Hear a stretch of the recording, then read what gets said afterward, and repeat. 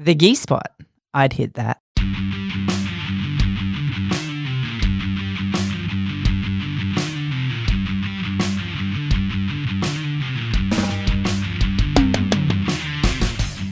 Welcome to the... Yay! You're back. You actually made me jump then. The G Spot podcast. My name is Rachel Bradshaw and I've been away for a couple of weeks and Kaz has not coped with that. No, I had withdrawal symptoms, so yay! You're back. Welcome back. Thank you. So, hang on, who are you? Oh yeah, just the other one that didn't go on a holiday overseas with my husband for our 20-year anniversary or anything like that. So whatever, doesn't matter. Tell me about it. What about it? Was it good? It was great. I loved it. I went to America for 2 weeks, 15 days actually. Yep. And the whole experience was amazing. The first week and a bit, we trained 8 sessions of jiu-jitsu. So that was amazing. And then the second week, we partied. So that was also great. That was kind of like my holiday at the end and Grant's holiday at the start. So who'd you see? We trained with. Yeah. We went and trained with Kleber. Yep. We went to Gracie University a couple of times. Yep. I actually got there 3 times.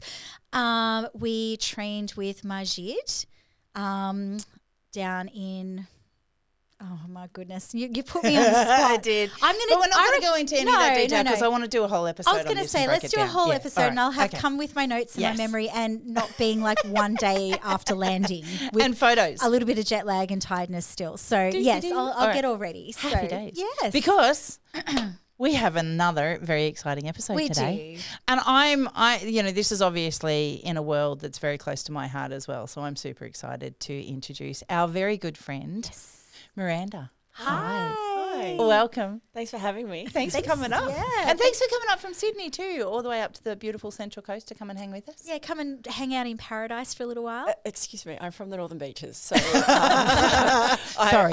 I don't agree with the paradise label for the Still Central. Paradise. It's still paradise. It's like Bali for Sydney. It's a better paradise. Yeah, than where I live. That's it. Yeah. Okay, it's the paradise of paradises. I don't know if that works, but it sounded really good. So I'm rolling with it. Miranda, we've got you here today because we want to talk about a few topics that are dear to me as well and I think really significant in the current landscape of the world today. But first of all, can we just draw a little bit about getting to know you? Just tell us career, family, and any interests that you've got that are not jiu-jitsu, because we'll get on to that.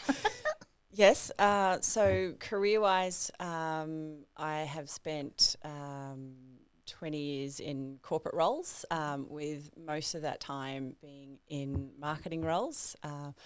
Most of those marketing roles were in medical devices, which I really love because what you actually get to do is work on products where you know that the end result is either going to contribute to an improved quality of life or be the difference between life or death for an actual person. Yeah. So you have that real drive and sense of purpose of coming into work and wanting to do a good job because you will actually be helping people. And so that's why I loved medical devices. I did have a manager once tell me that once you're in medical devices, it's hard to get out. And I thought she meant that because you get pigeonholed, but actually it's because once you're no longer in medical devices, you basically feel empty trying to do anything else. So at the moment, I'm actually not working. I had a job that I finished up in April and have just been floating about ever since. But I'm again on the interview and application trail. Yep. It's the full-time job, trying to find a full-time job. So I've taken a day of annual leave to come up here. Oh, yay. Thank you. But yeah, I've worked just random office jobs, started off at reception, went into administration and then got into marketing, admin and then coordinator, and have just worked my way up to the most senior role that I had was national marketing manager, and that was just with a making it advancements every time to get to that level. I've never done a degree. I finished school and I went to uni for a science degree, and I just did not have the ability to study or to actually do any of the things that I was supposed to do to learn what I was supposed to learn. So dropped out after a year, and that's when I went into the workforce. Yep. Your path and my path are so similar. I wanted to go to university. I wanted to do law, but I just didn't have the ability to be able to sit and learn on such a theoretical basis. Yep. And so went straight into the working world, into the corporate world, and stayed in IT for 32 years. So. Yeah, very, very, very similar. And tell us about family and interests. Family, I have 2 daughters. Mm-hmm. One is 15 and one is 8. I was previously known by another name and have stopped using that name because I've separated from my soon-to-be ex-husband. Mm-hmm. And so I was in that relationship for the entirety of my time in Jiu-Jitsu until October last year.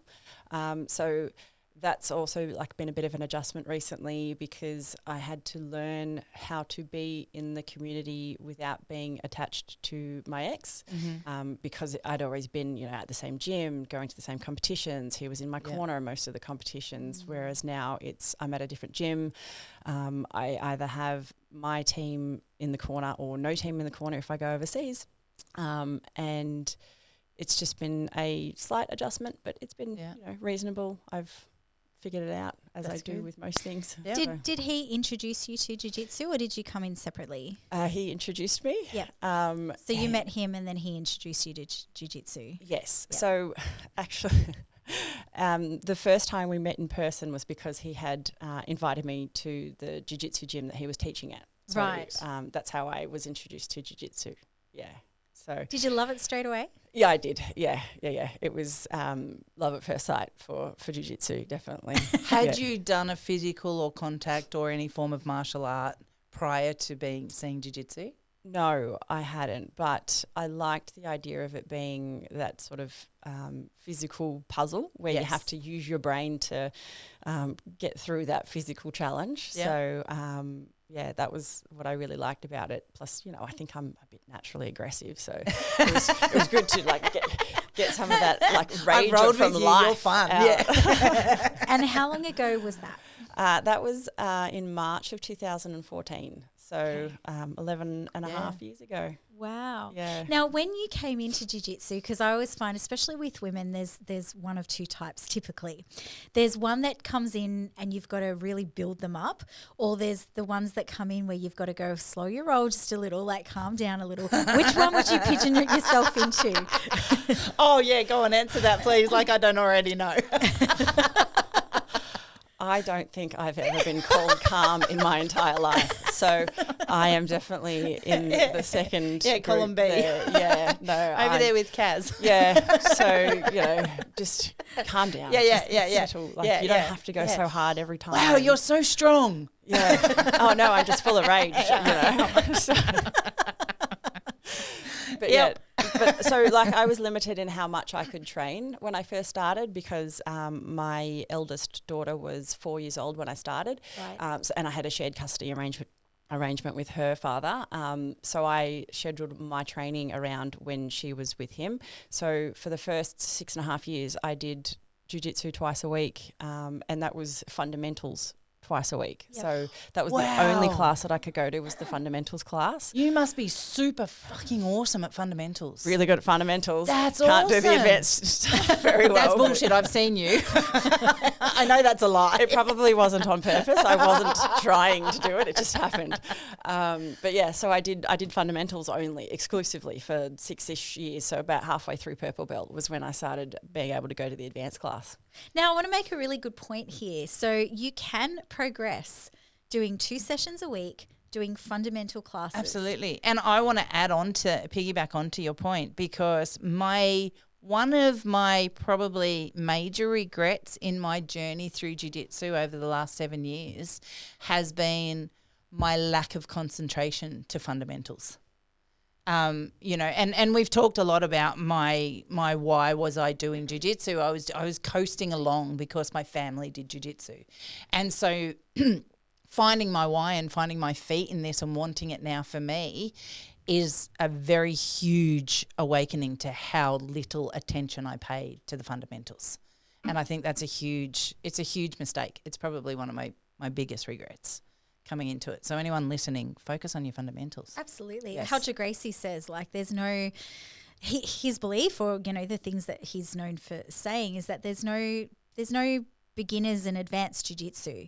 There's an advanced understanding of the fundamentals. Yes. And there's true. I think there's electives that you can go down and things that you don't have to throw all your eggs into those baskets. But there is, across the board, if you focus on fundamentals and a really good understanding of that, you're going to have really good jiu-jitsu. Yeah, absolutely. And it's going to be well-rounded. And, you may not be able to, do a flying reverse omoplata. Well, omoplatas are fairly fundamental, but you know what I mean? Like you might not be able to do some fancy, crazy new move. Look, I'm never going to be the spinner on my neck kind of girl. Well, definitely not. Please, no.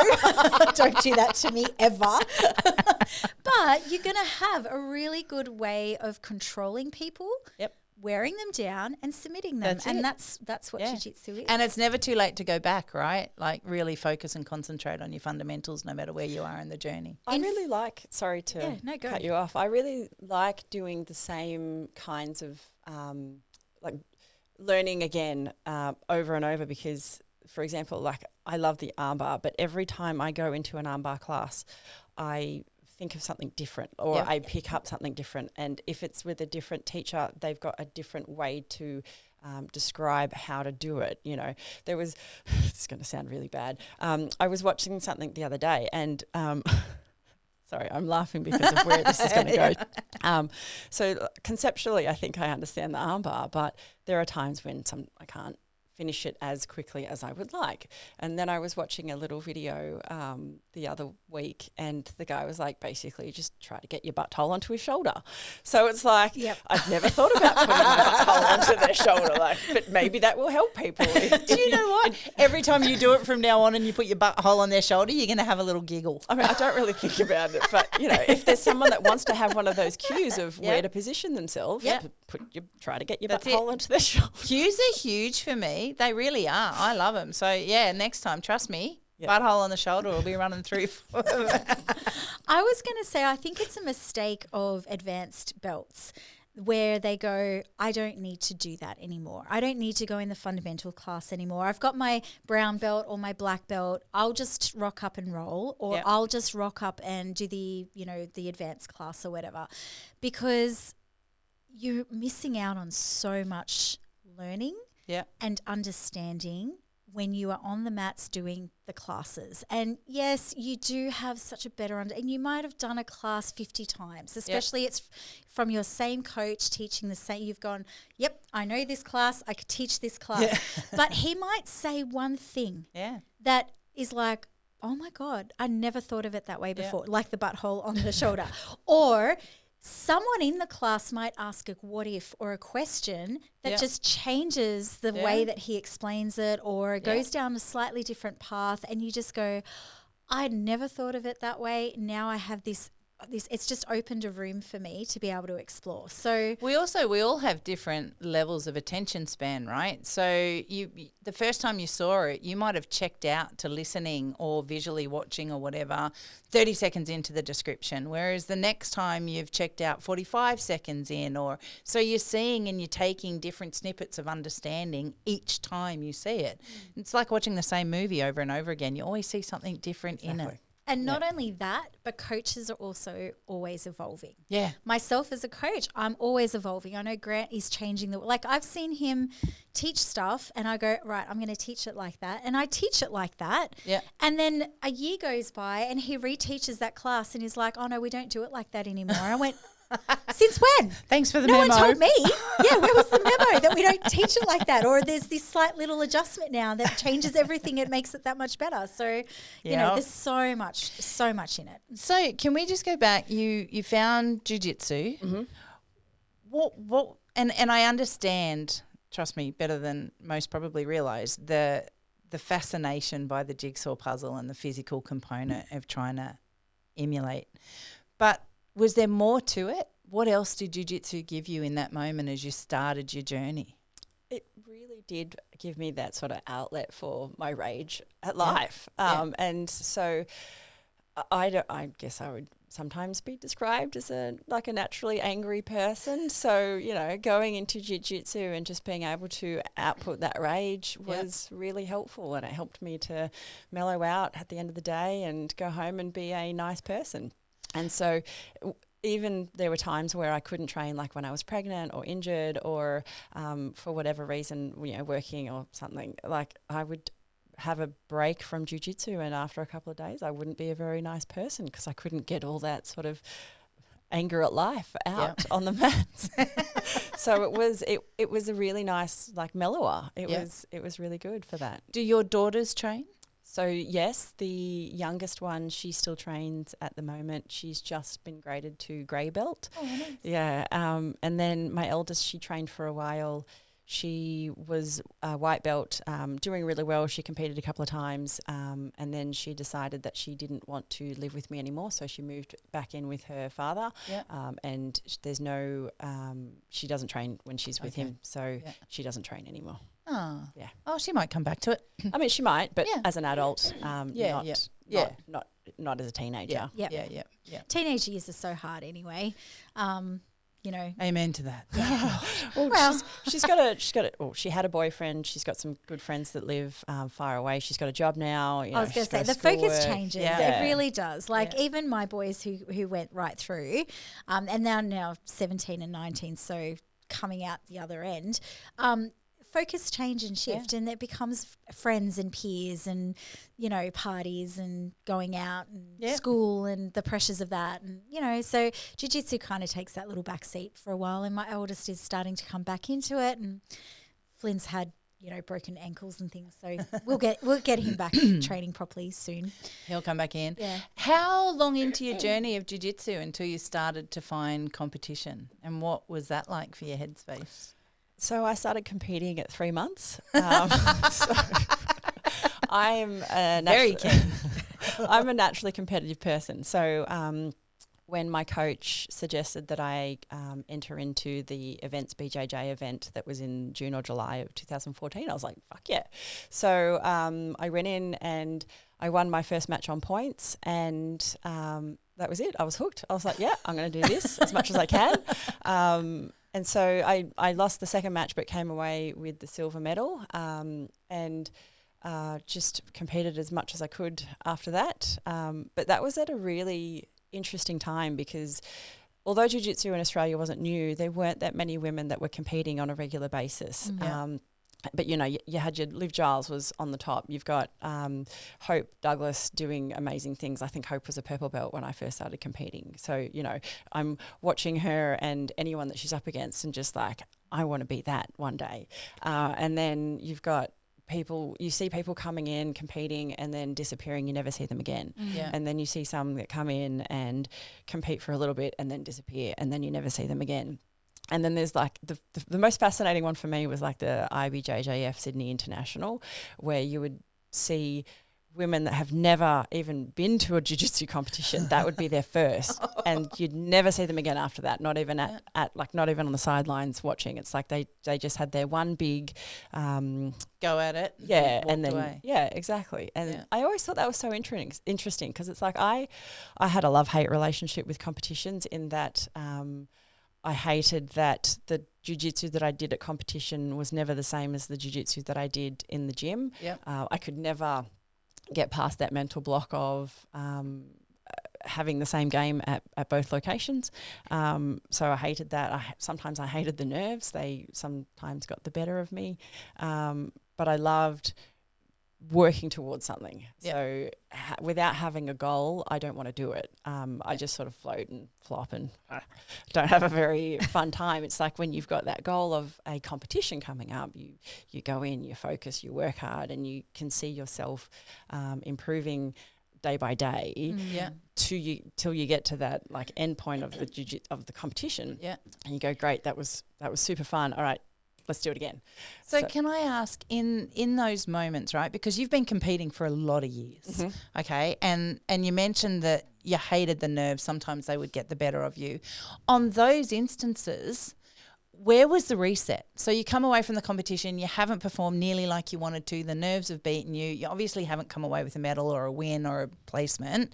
What's the reset the next day for you to get back in the gym and get back on the mats and refocus and find that next competition? Most of the competitions I went into, I still came away with a medal. So You still get your participation prize. There's not enough. There's not enough women in the brackets that you don't not come away with something. Exactly. Unfortunately. So did get my medal for turning up. Must have made you feel real good.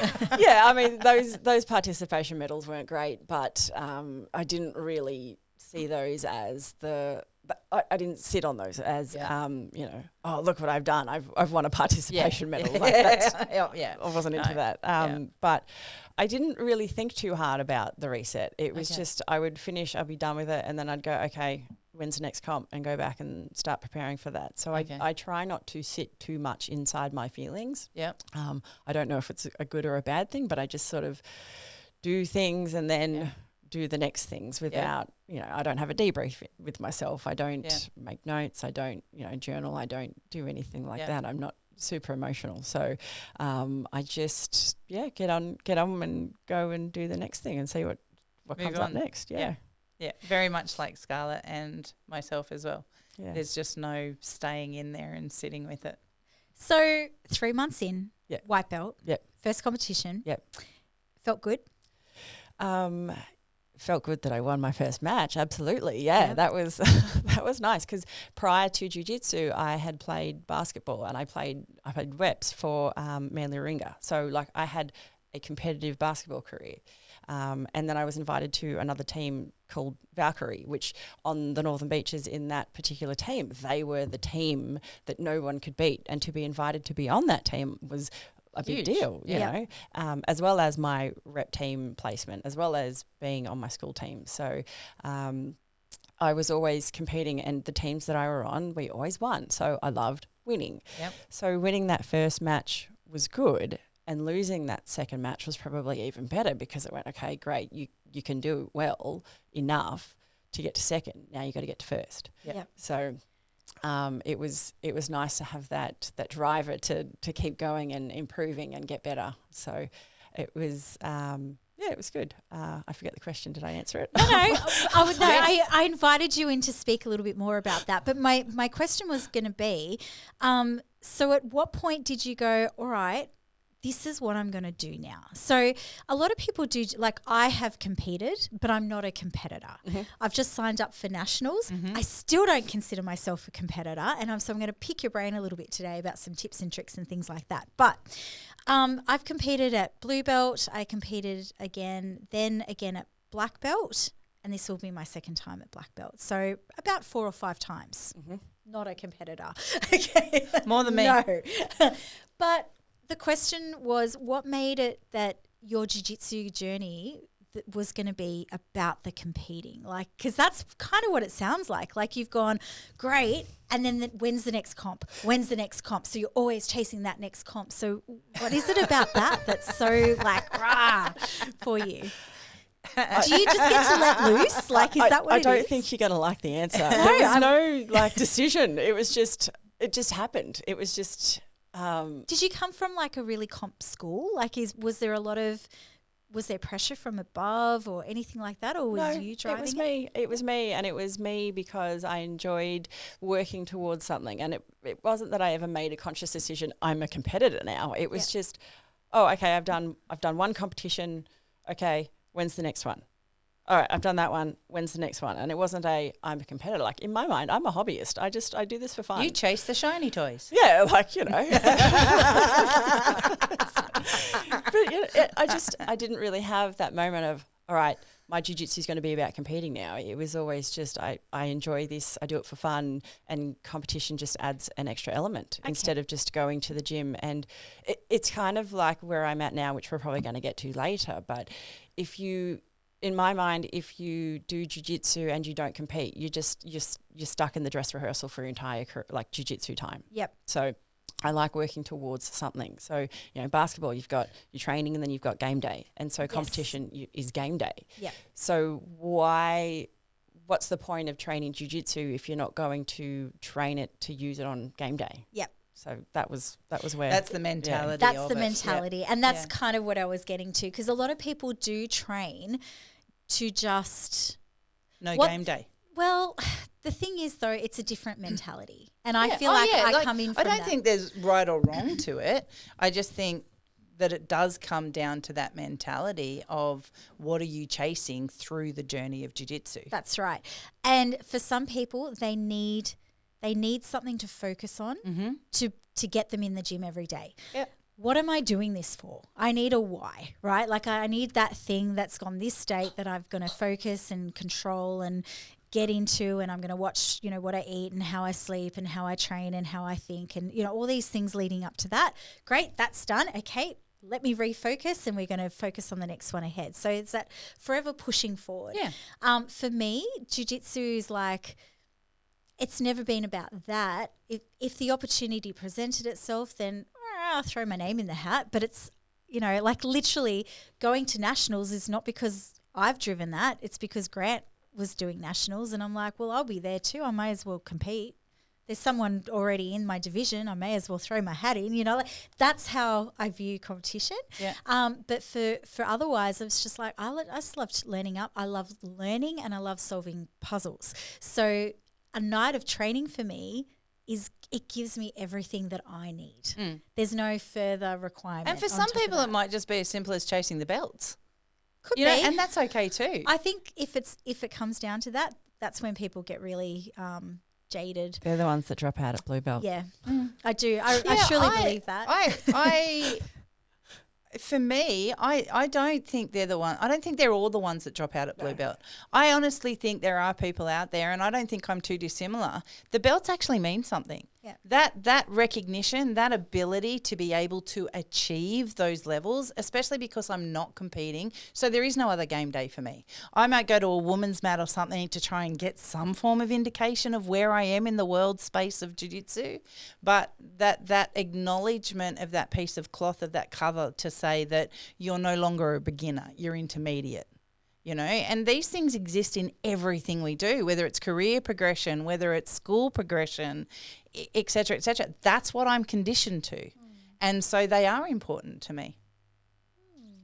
And I won't compete because I don't like losing. I think my problem is that I became too okay with losing because, I've got Nikki Loy-Griffiths as my main opponent for the last couple of years, and she's ridiculously good. But my measure of improvement wasn't that I was winning or losing against her. It was how long I survived against her or what I was able to do during our matches, because I was never going to beat her, but our matches got longer over time, or I did more. She wasn't able to shut me down as much. I was able to move around more. That was how I could measure that I was getting better against her. Yeah. So that's what I do in everyone I roll against. It's just not on that competitive level either. It's just like, okay, am I not as gassed at the end? Am I not as muscle fatigued at the end? I was talking to Matt about this the other day, and it's that conscious awareness of, no, I'm not going to use all my strength, and if you get me, you get me, and that's okay. And those kind of things have been a huge thing for me to progressively learn, not really benchmarking against any one in particular person, just about me, consciously aware of these things as I'm going into the roles. I used to do that a lot in like white, blue, purple, where I didn't win any roles at my gym until purple belt. Yeah. So I had a gym, they were all, really big guys that had been training for a while.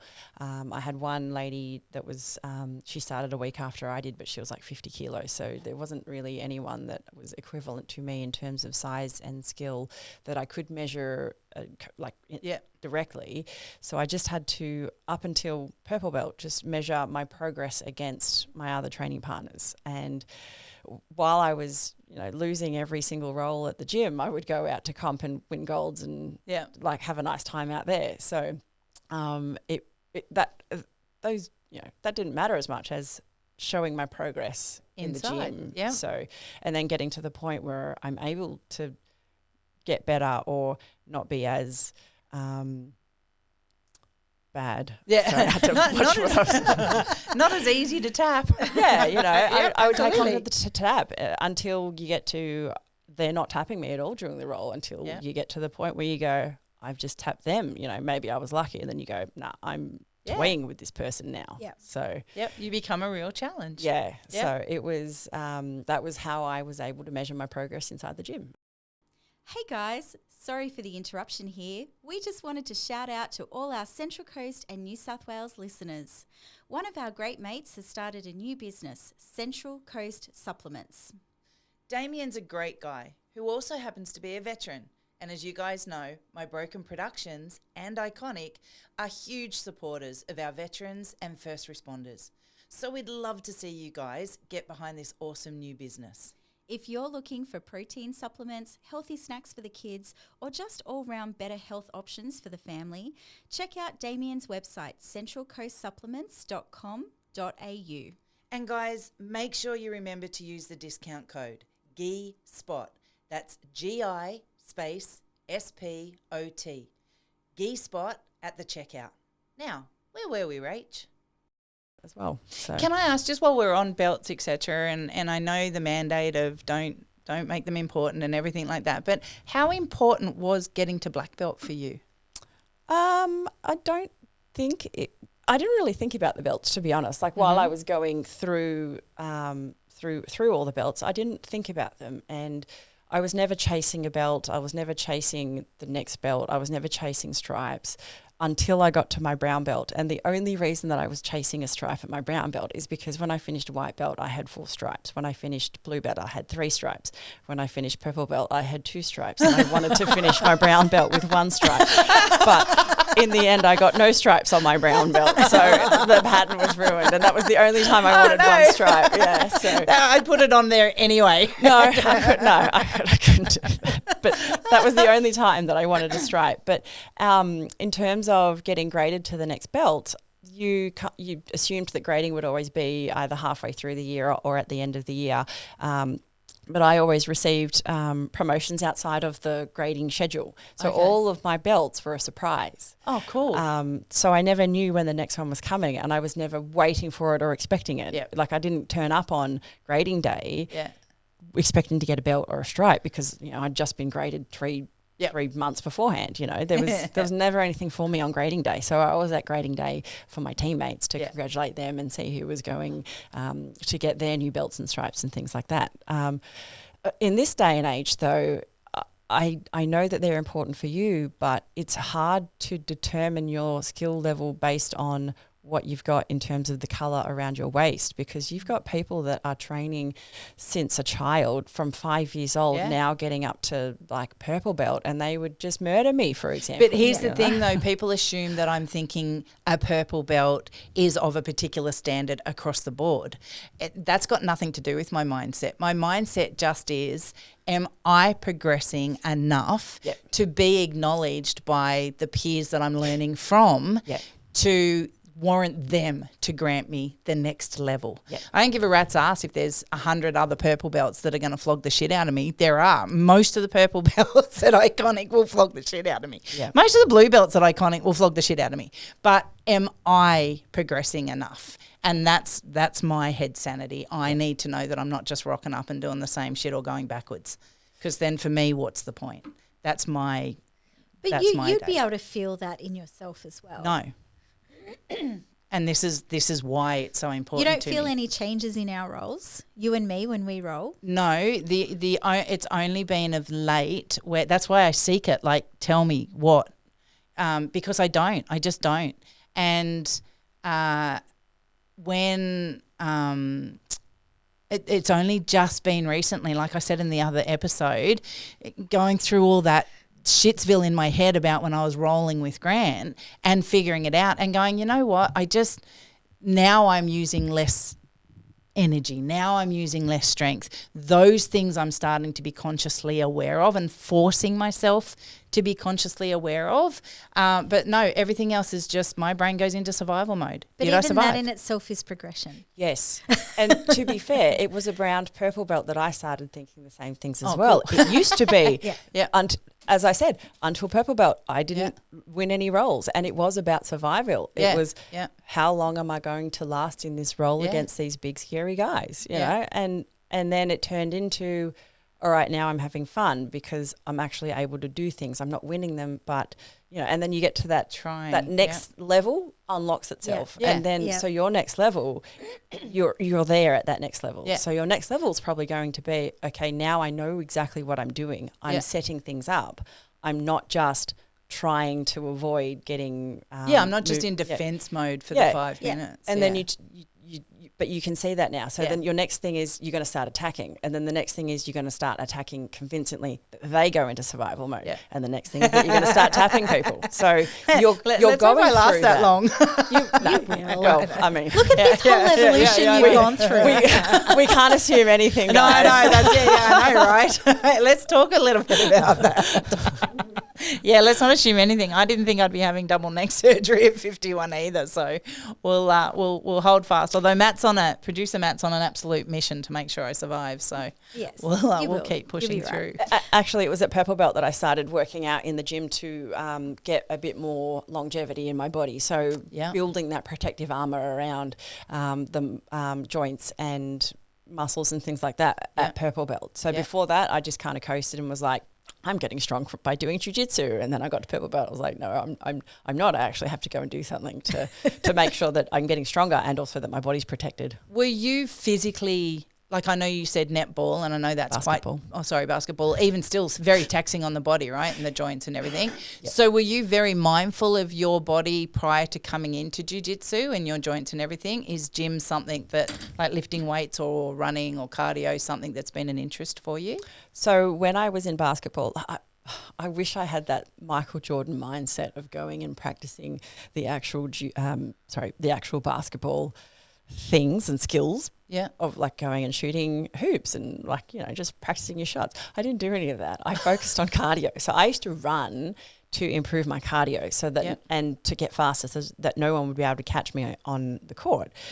And in doing that, I destroyed all the cartilage in my knees. I've got no cartilage left. I've got some bone floating around in there. So I've always had really horrible knees since high school and a little bit after. And so I knew I had pretty bad knees. But I also rolled my ankle about 15 times over the years that I did jiu-jitsu, basketball.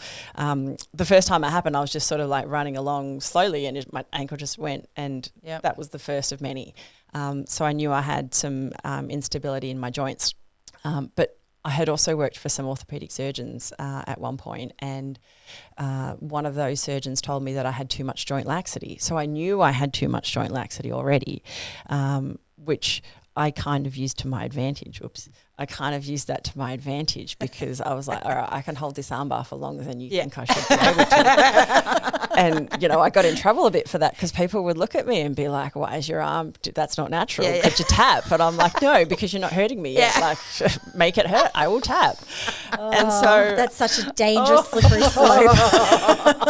but then we've got times where I was when I'd roll with you know, bigger men, and they'd get like that weird like leg weave lockdown thing and stretch out. And one time that happened, and my knee joint just came apart.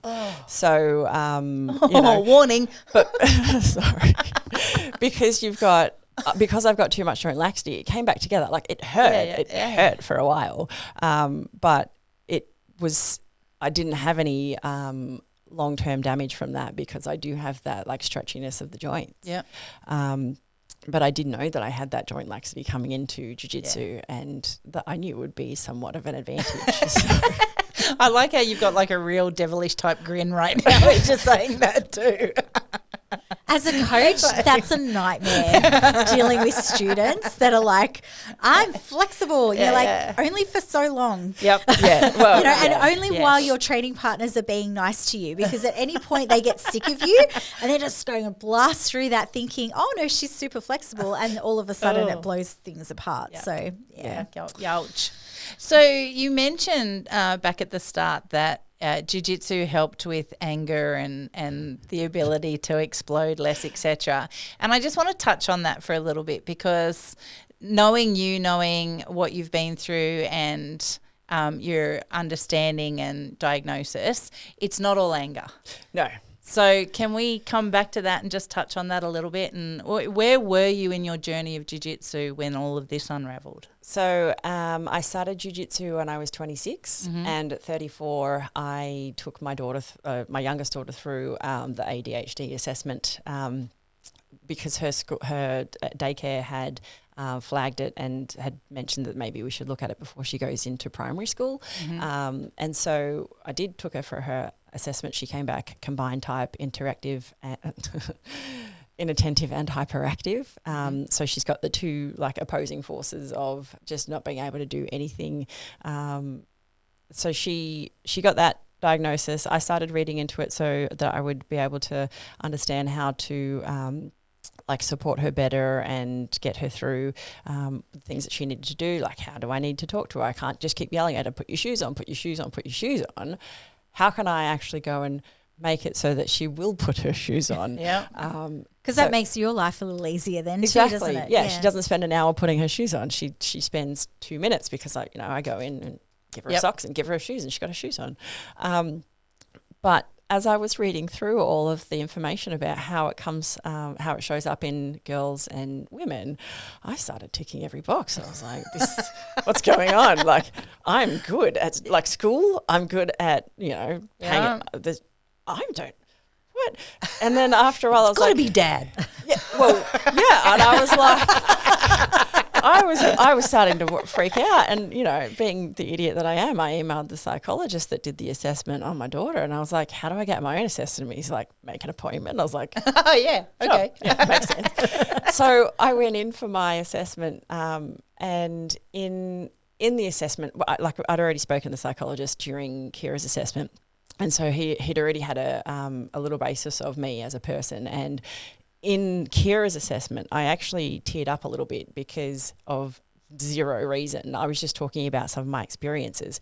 And one of the things that is big in ADHD is emotional dysregulation. And so for me, a lot of my emotions, whether they're positive, negative, or no actual usual physical showing of it, it'll come out as crying or it'll come out as anger. So he'd already seen like... Oh, I know.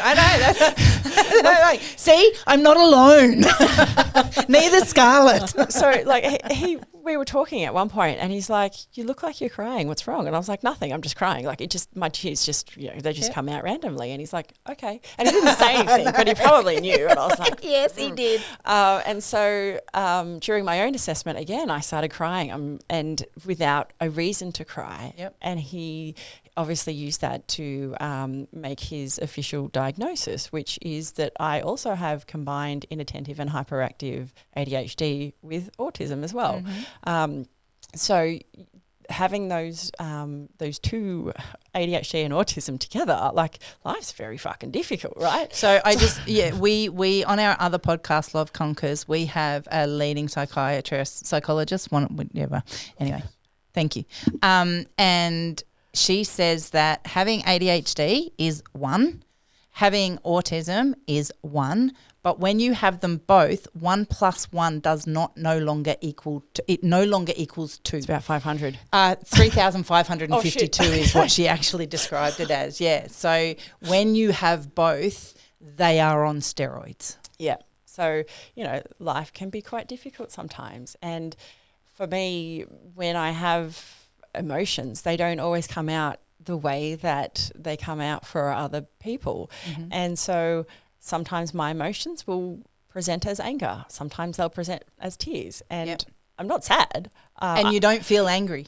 Well, I might be angry and cry. Yeah. Like instead of coming out angry, I will come out crying, which is very annoying because it's like I just look like a sad little girl, but I'm actually very angry. Yeah. So see, I've learnt the difference now between my anger and I'm having an autistic moment where everything's flaring up in my head and I'm in pain. Yeah. And they display almost identical, but they're different. Yes. And so I've had to actually teach my kids, and my husband's had to work with me to learn, you're having a spiral or a trigger, versus you're pissed off about this thing. Yes. And you know, if I'm pissed off about this thing, I might trigger. Yeah. And then it's a double whammy. Yeah. But I will also have triggers that I'm not angry, I'm triggering.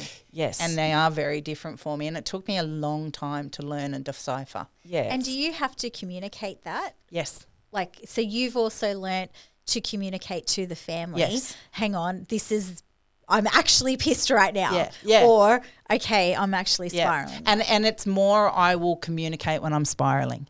So as they don't think that I'm pissed off with them. You know, it could just be that there is just too many people, it's too noisy, the music's wrong, whatever it is, and then I'll be snapping.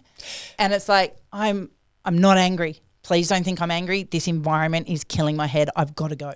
Yep. And then it'll be like an urgency to get away from whatever it is, or I've got to go and hide somewhere so I can explode so nobody then has that effect from me.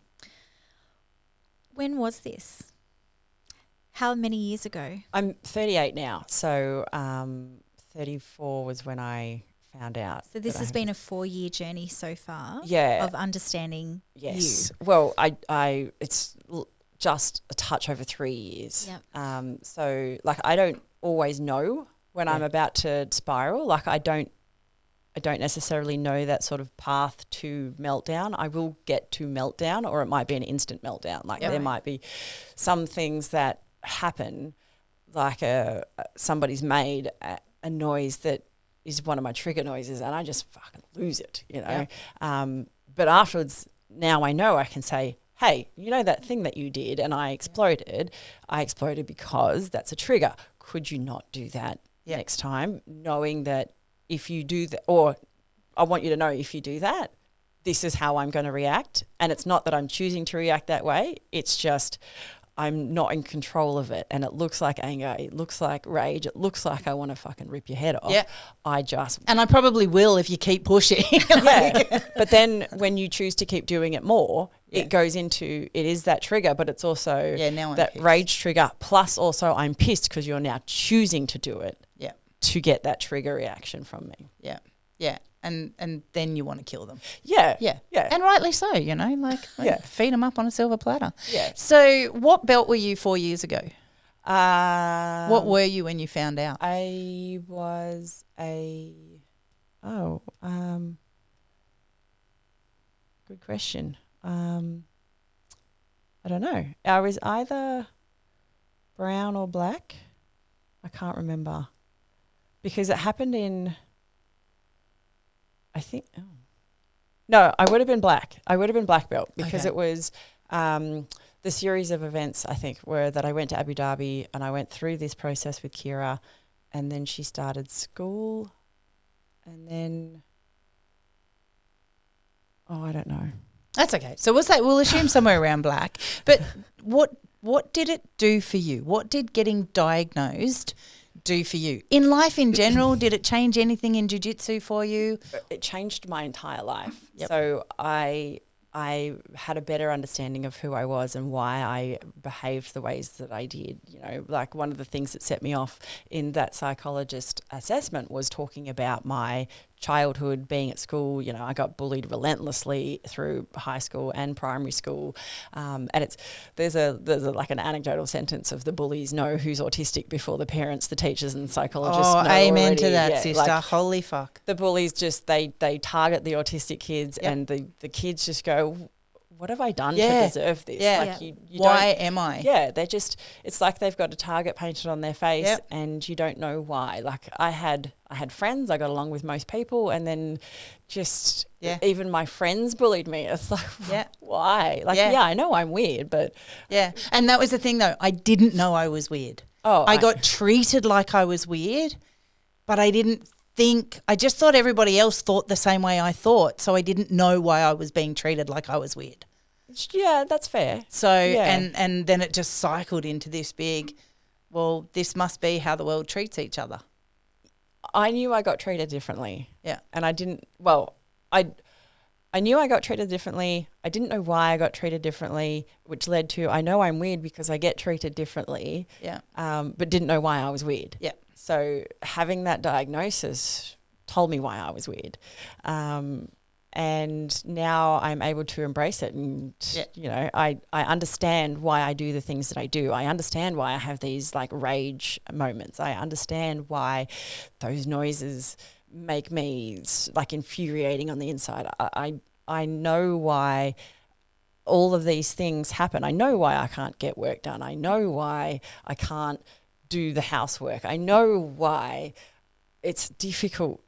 I know why I feel like a mess all the time. Yep. The first step to kind of going, okay, so what is it that you can do to get yourself out of this pattern of not being able to do the things? What are the things that you can do to make life a little bit easier for yourself? And one of those things that I found is, in terms of neurodivergency, you can have hoarding tendencies, or you can have a bit of you go seeking the dopamine by going on like a shopping spree kind of thing. And so knowing that, I won't do that anymore. I won't go shopping just to try and make myself feel better. Yep.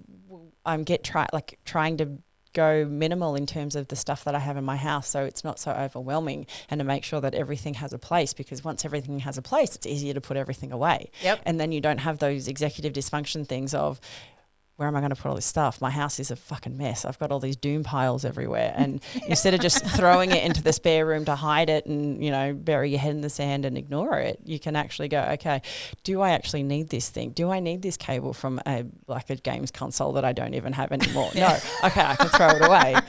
And then I have to really think hard about how I'm going to manage those extra things that I have as well, because sometimes I go, okay, I'll put this aside and I'll sell it, or I'll do something with this. And then now I think, no, you're not. Yep. Because you said that about the other things over there and they're still here. So just be like, it's helping me to be realistic around how I manage all the things in my life.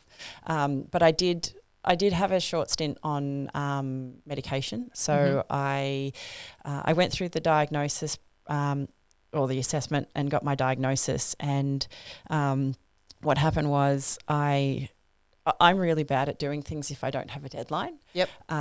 And so, hence the need for competition. Yep. Well, yeah. Kind of. I'm seeing so many parallels here. Like, it's just even with the whole, like, by purple belt, you start to understand where you are in the world, and it's like the way you were just talking about that was like a few minutes before how you were talking about your understanding once you got to purple belt. Like, until then you kind of were just turning up and going through the motions and having things happen to you and wondering where you were, and suddenly you're going, okay, now I know that I need to breathe at this moment, and I can see that now I'm starting to win here, and you start to organize the chaos. And that's what this sounds like to me. So I'm just trying to organize the chaos of what I'm hearing a little bit so that it makes sense in my brain. You two are just on your happy planet talking to each other. I'm 100% convinced that every single person in the jiu-jitsu community is neurodivergent. They just don't know it yet. It's a spectrum, right? Everybody's there. It's just where on the spectrum. Some people are more autistic than others. I had someone recently come into the gym who is very self-claimed autistic, and she said to me, "Are you autistic?" "Oh no, you're not, because you're weird to me." And then and I was like, okay. Actually, I'll claim it. That's one of the fun things about like autistic people is once they find out, they try and diagnose everyone around them, and I have had to stop myself from doing that because some people don't like it. I think that's more, I don't know how much of that is autism as opposed to ADHD, because Matt does that massively and he's ADHD, whereas I just think everybody's neurotypical until they prove me otherwise. Interesting. Yeah, I'm just like, nah, you're all just, I'm left of center and you're not. Oh, yes you are. Okay, hi, let's play over here. And my two closest best friends in the whole wide world, her and Jussie, are both way more neurotypical than on spectrum on any level. And it's really funny that I've magnetized myself with these people that are very similar in their mannerisms, and you know, they can keep me in my bubble. Yeah. I find if you put too many autistic people in the same room, because there's so many lanes. That's called an engineering company. Yes. Oh. Or a science lab. Same thing. Yeah. I would agree with you. I think that there is a higher portion of because it was really funny on Kaz's and Matt's other podcast. They were talking about the population of autistic people in the world is equivalent to that of India. Right. And I was like, I know way more autistic people than I know Yeah. Indian people. Yeah, absolutely. So therefore, to me, it must be because we're in the bubble of jiu-jitsu. Yeah. They all magnetise to the 100%. max. Jiu-jitsu, Defence Force, another huge one for it as well as a magnet for it. Engineers, yeah. Yeah, scientists, anything where you just fixate. Yeah, but it's also probably that puzzle solving thing. Yes, too, yes, isn't 100%. it? Very much so. Yeah, very much I mean, so. I love puzzles too, and I love, but But you can probably walk away from the puzzle. Yeah, we can't. Yeah, like you can walk away and know that you're going yeah. to come back to it. I have to finish it, Right. Because otherwise I won't be able to function if I don't finish Yeah, it. Gotcha. It plays on your mind. Yeah. It's the whole, and I kid you not, and we do this all the time on Love Conquers as well. But I'm going to pull it out now. Tell me if you don't know this. Penny. You need the three Big Bang Theory. You're looking at me like, it's my mate I don't Sheldon. know what you're talking about. But you need to knock 3 times, and Matt will always steal my third knock, whether he's finishing my sentence or and then he laughs because he knows I have to say the sentence again because I have to finish it. That would piss me That's off. like when I'm Yeah, yawning he thinks he's hilarious. and Grant sticks his See, finger in yeah, my no, mouth. you have to. Yeah, see, That's a trigger. That got it going. I so hope you nothing yawn when we worse. roll next. I'm going to tape my mouth shut. Nobody is putting their finger in my mouth. No way. It doesn't touch anything, No, but you just yeah. know that it's there, and it just ruins the yawn. I do it to my dog all the time. I don't want people to do it to me, so I don't do it anymore. Yeah, yeah. But like people used to do it to me, and like that's Trigger. obviously one of my triggers. Yeah, we saw that. Unfortunately, He I've now growled. He actually growled.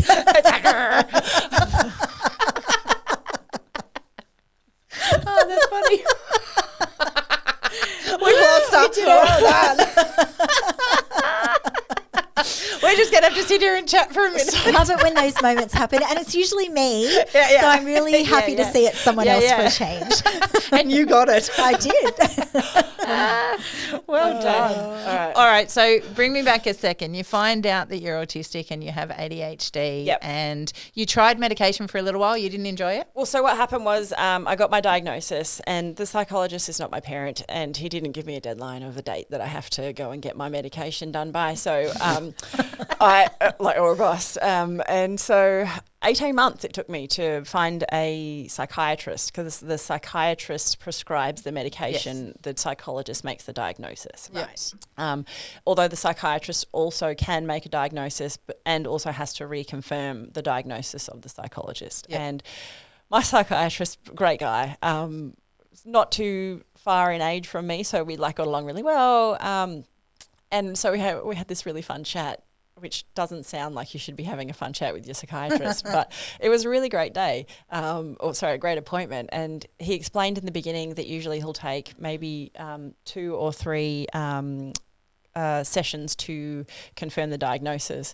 But at the end of our appointment, he said, "No, I don't need any more. You're definitely ADHD." And I was like, "Cool," That's what my team said too. Like, Yeah. we only need you for one. Yeah. Like he goes, "Yeah, I can see that you've got it. So we're going to put you on medication." I was like, "Cool." So he ended up putting me onto Vyvanse, and I started out, you have to titrate up to the required level, which means that you sort of have to increase the dosage in small increments until you get to the full prescribed dosage. So I started off at 20 milligrams, and then that kind of didn't really make a huge difference. And then I spoke to him on a monthly basis to tell him how the medication was working, because that's what the psychiatrist, his role from then on is to talk about the medication and how it's affecting me, if it's going well or not. He doesn't want to talk about thoughts and feelings or anything like that. Like, he's not one of those. His job. Yeah. So he's primarily there to prescribe the medication and manage it. And so I was by the very next appointment, was like a month later. He was like, "Okay, yeah, you need to be on the 70s, which is the highest lethal dose.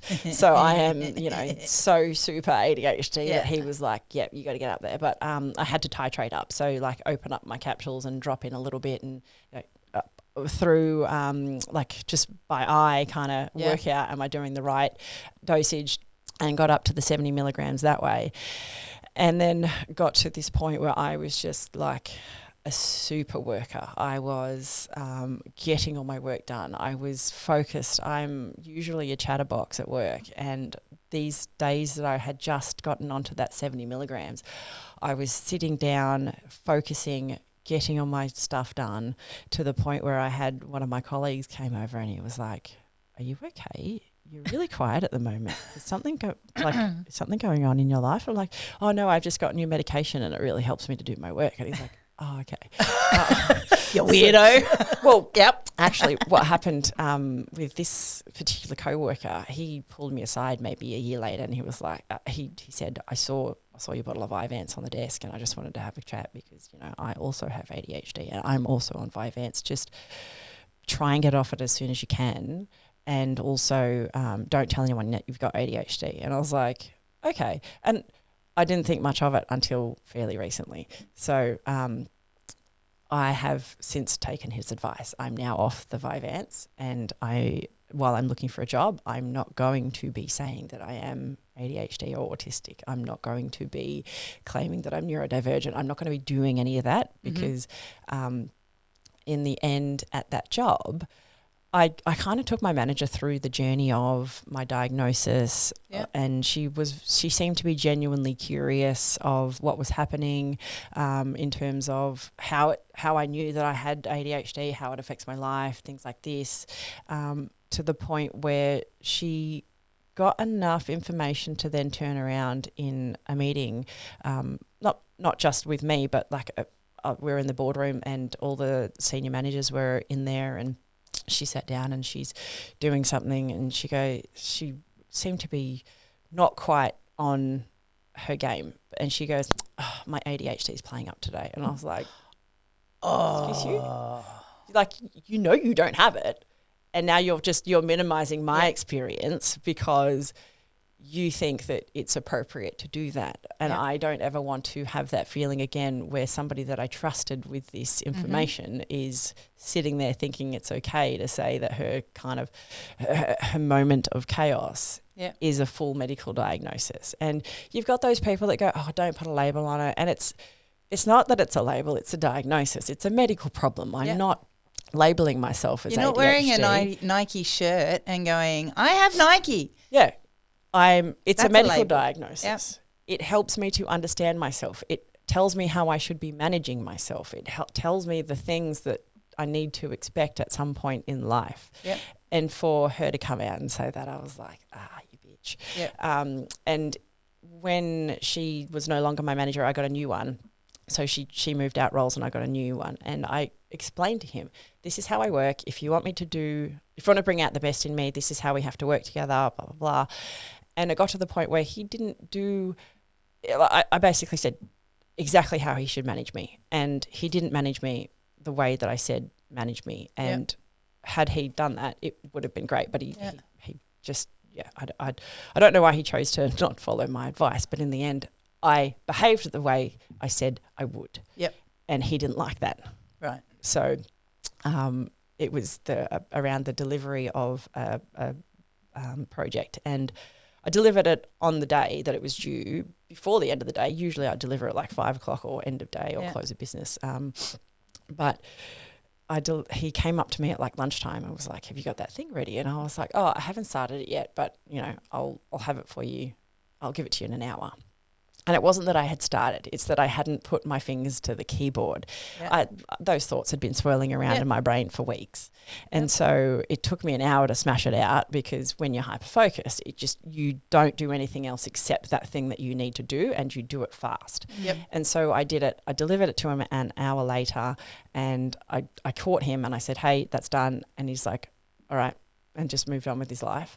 The next morning he asked me to go into his office, and he was like, "I just want to talk about what happened yesterday." I was like, "Okay." And he goes, I'm really disappointed that you only spent an hour on it. And it's like, I couldn't find the thoughts in my mind to say, it's not that I spent an hour on it, because my brain was still focusing on it for weeks. Yep. It's just that I hadn't put those thoughts out. On paper. Yeah.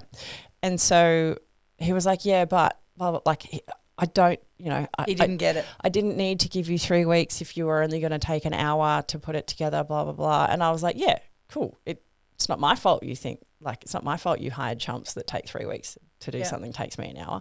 But I didn't say that out loud. I did say to him, though, is it wrong? And his response was, that's not the point. And I was like, so it's right. That's not the point. Yeah, it is. It is the point, That's because it. it's about the output. I gave it to him when he asked for it to be ready. Yep. It was correct. Yep. It was what he asked for. And there's no tangible way of saying, here's the 30 hours of thought process I put into this. Yeah. It didn't just pluck out of my ass for an hour the day that I was supposed to give it to you. Yeah. But there's no way to bring them along on that journey either. But I did. I did take him along on that journey, because I said, if you want to have check-ins along the way, tell me that you want the check-ins along the way. Tell me at what point you want the check-ins along the way. Tell me how much progress, like, you think I should be, like, show me a draft at 3 days in, you know, that sort of stuff. If that's what you want from me, ask me for that. Yeah. And I will do it. But if you want me to have a project ready by 5 o'clock on Friday, I will have the project ready at 5 o'clock on Friday. And I'll do it my way. Exactly. Yep. So it was really wasn't really difficult, but like, it was difficult to go through that whole process with him of explaining, to then have him basically ignore it and get mad at me for him ignoring everything that I'd explained to him. So I ended up leaving that job, because that was far worse than some lady saying that she had ADHD in a meeting. Like, if you're not going to manage me the way I've asked you to manage me, I don't want you to be my manager. Yeah, because it ends bad for everybody. Yeah. How did the diagnosis help jiu-jitsu? Or did it change it at all for you? Good question. I don't think anything changed, because at jiu-jitsu, it's always been a place where when you go to jiu-jitsu and you step on the mats, the only thing that you can think about is what's happening on the mats. Yep. And so you don't have all of these little distractions like popping in, like extra thoughts, I've got to go pay that bill, I've got to do this, I've got to do that. Like, you can't do that at jiu-jitsu, because otherwise you might die or get injured, you know. So it kind of forces your hyper focus. Absolutely. Doesn't it really does. So it probably is the one place where people who have what you guys have actually can just sit and breathe. Yeah. And relax. Yep. Because everybody is in that zone. Do you know it's the one place in that 5 minutes, not necessarily the classes or the socializing or anything, but in that 5 minute space, it's the time where I get to be perfectly imperfectly me. There's no masking. There's no barricades. It's fuck up or find it, fuck up or fix it. But it's that 5 minutes where I get to bring everything down. Yep. And I just get to be me. And then at the end of it, you breathe and you go find. And I guess more so for me collectively when I'm rolling with my very trusted inner circle, like with you and with Matt, and there's a handful of others, that I can literally just let everything go. And, you know, if I want to go, I can do that too. And I don't, you guys don't react or freak or think that I'm, what the fuck are you on? It's just, no, it's just Kaz being Kaz. Yeah. So it is very much so. And it's really good for mental health people too, you know, going through hard times, stressful times, whatever the scenarios, emotional or, financial or whatever. I find it's a really good place for those people too. We see it all the time with the veterans, right? They're carrying their own levels of trauma, etc. So how much in regards to your jiu-jitsu journey, so you don't know for a really long time as you're going through that you're autistic and that you have ADHD, but you know that jiu-jitsu is a fundamental part of your life, right? Yep. It's almost like a lifeline for you.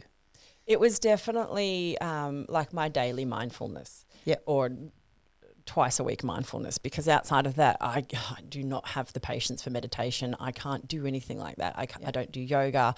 I don't know how to sit still for long periods of time. So going to a place where I can't think about anything else accept what's happening. It really was that like a mindfulness exercise. So it was good because like obviously there's the benefits of mindfulness, but then doing it without realizing that you're doing it, you get this kind of like calmness of you've had like if you've done your mindfulness exercise, you feel better. And so you go to jiu-jitsu, it's mindfulness and you feel better and you don't know why, but you know you need to keep going back because you felt good afterwards. That becomes the dopamine addiction at that process, you know, and it's a good addiction to have if you can put those two words together. Kind of. Like it did turn into a bit of an obsession for me, and actually very recently I realised that I was going to jiu-jitsu to ignore some of my responsibilities at home. So, you know, like I've recently become single, living on my own. There was no longer two people contributing to the running of the household, and I was still pretending like I had enough time to run a household as just one person. So what I had to do was sit down and go, all right, stop going to jiu-jitsu just to avoid doing these things. And so I did. I stopped, and I took a good couple of days to just get everything in order, and that's when I started to do like the decluttering and the clearing out of the space. But with the Vyvanse, going on Vyvanse helped me to develop those good habits a couple of years ago as well. So in combination with that time plus the good habits from Vyvanse, I had the opportunity to basically just reset the house and start from scratch so that there is minimal things to do. Like everything has a place now.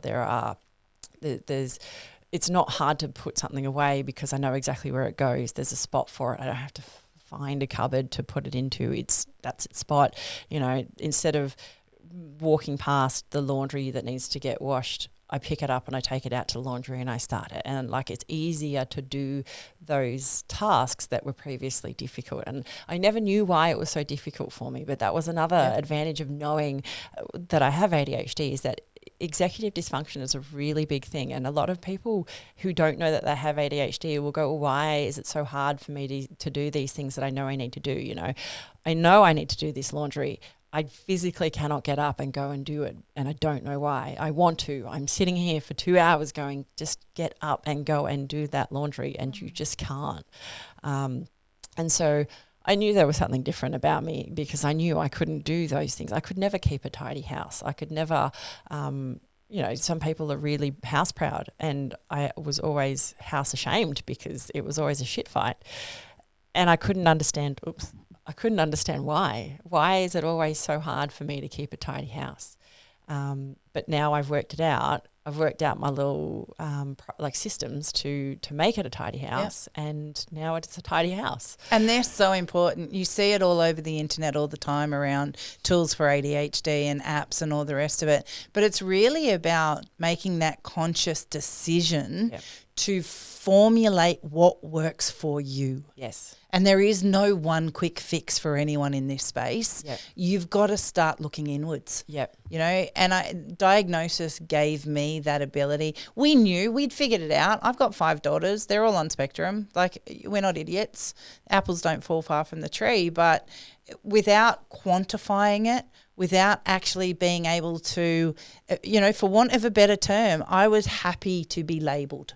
Yes. Because it gave me the freedom to have answers. Yes. And I felt like I had lived behind a brick wall and couldn't see beyond it for so long. Yeah. And so that in that regard, fuck it, everyone's going to be labelled in life, whether you're labelled Mr. and Mrs. or, whatever. Yeah, I've got these things and this is the world in which I have to find ways to move forward. Yeah. So really important. That's why having that diagnosis was important. And then to your point, like in my assessment, the psychologist, at one point he looked me in the eyes and he said, I'm going to ask you a question and I don't want you to get offended, but have you ever considered that you might be on the spectrum? And I was like, every single day, don't worry.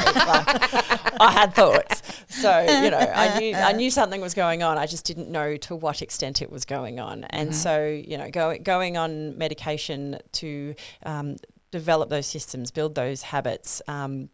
But then what happened in the end was the medication did its job so well that it hid the ADHD. Yep. And so then I was just autistic.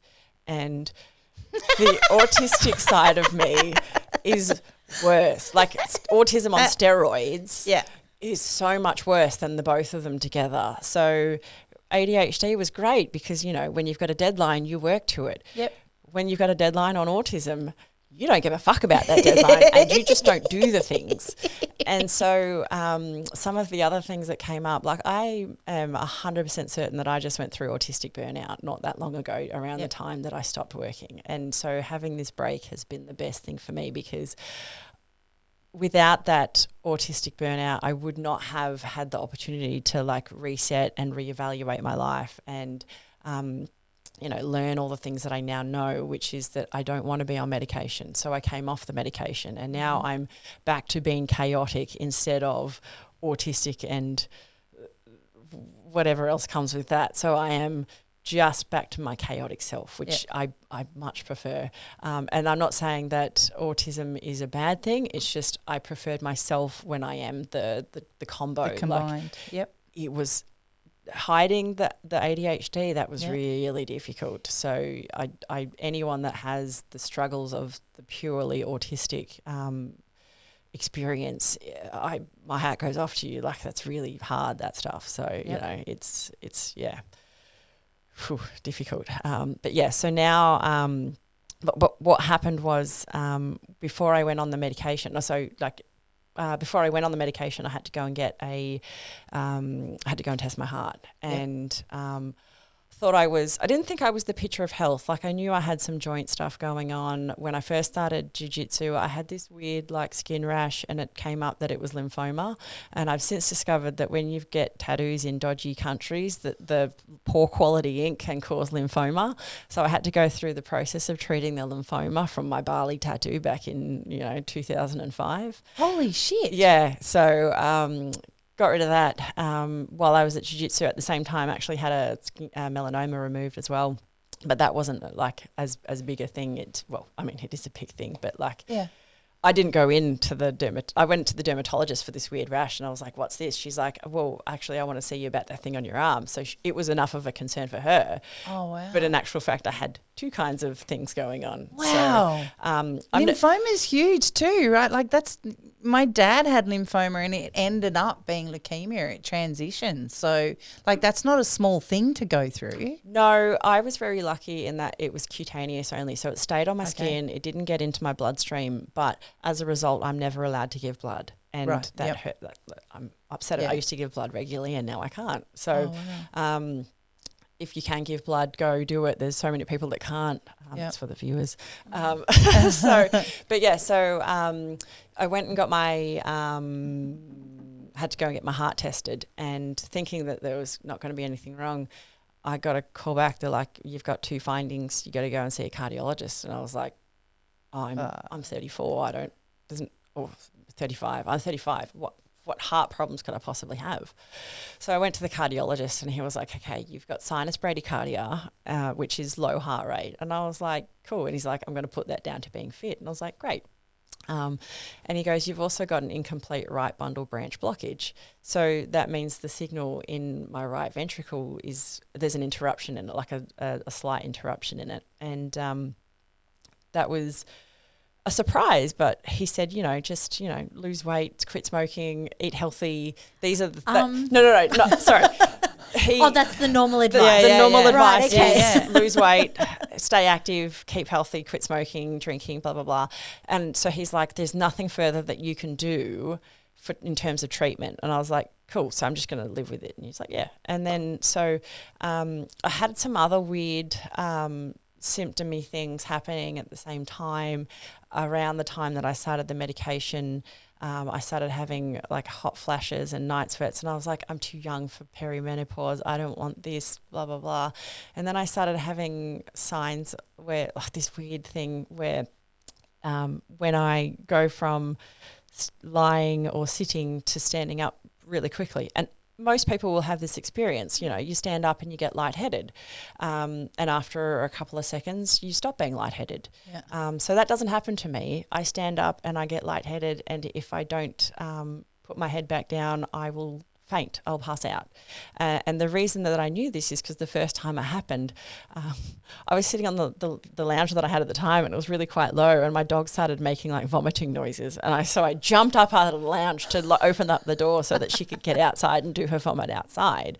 And by the time I got to the door, which was like 4 steps away, my vision had gone black, and I was like, oh, this is weird, because, in jiu-jitsu, the stages of going out, right?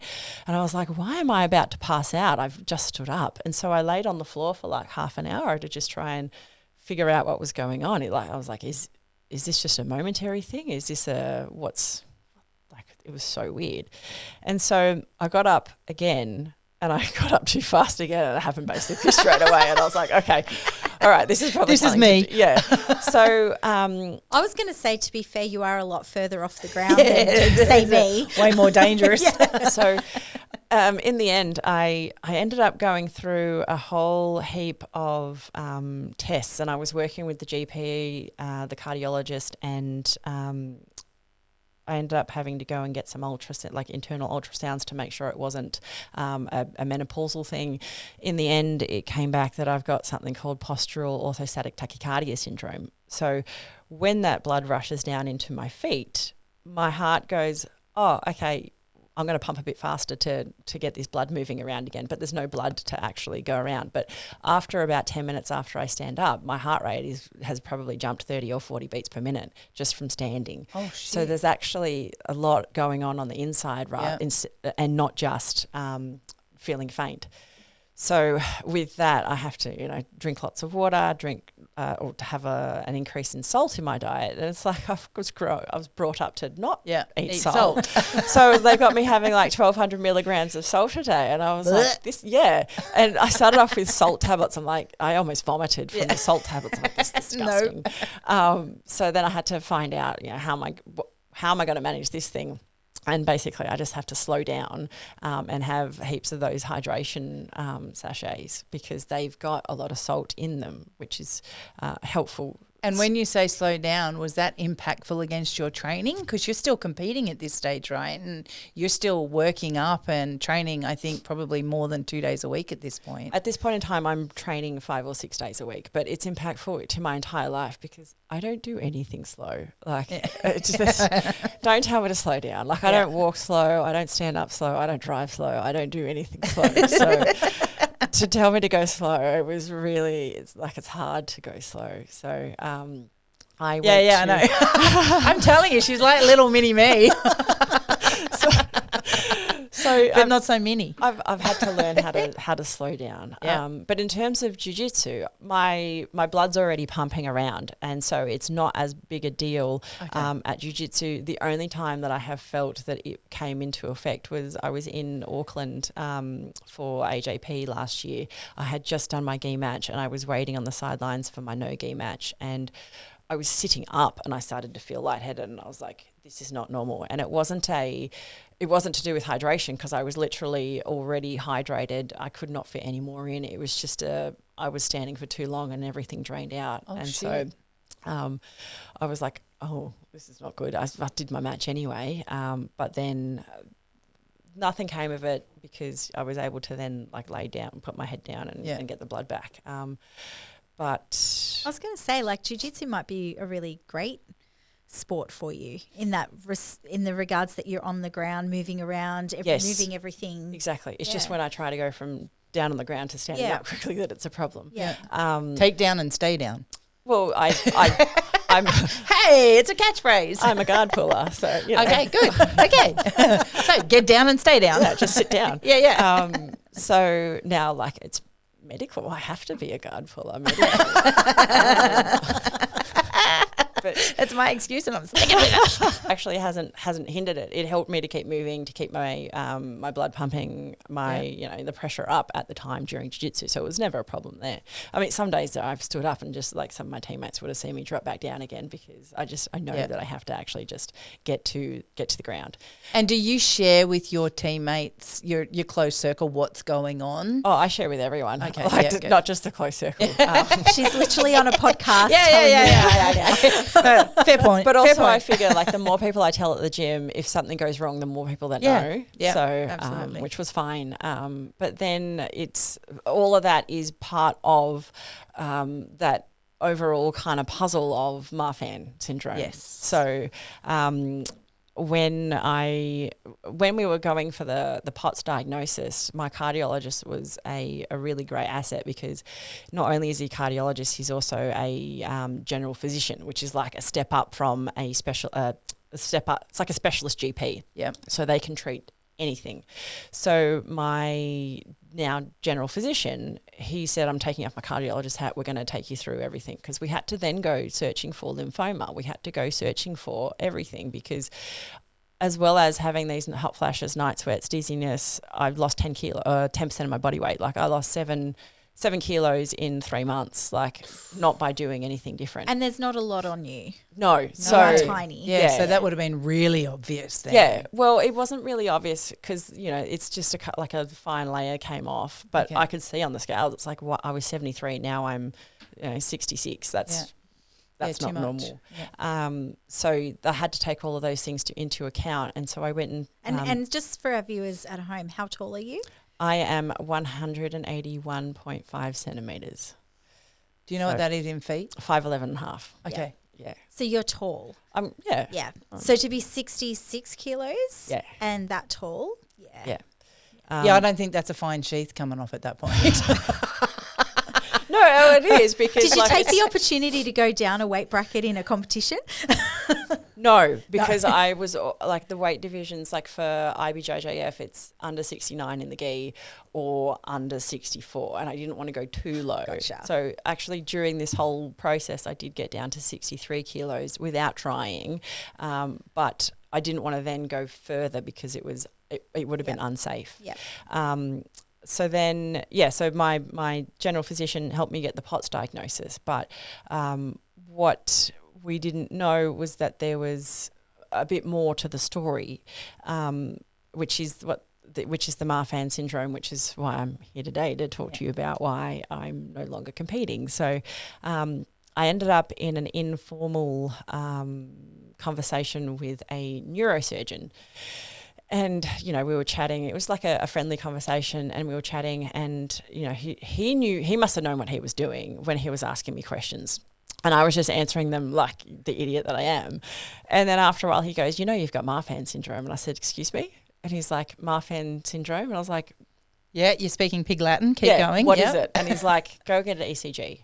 And I was like, why? And he goes, okay, I've dated 2 women with Marfan syndrome, and the second one died of an aorta dissection because she didn't know that she had Marfan syndrome until it was too late. And I was like, okay, I'll go. That would have scared the shit out of me. Yeah, I mean, Yeah. sort of. I didn't really there was no deadline, so I didn't go and get my ECG straight away.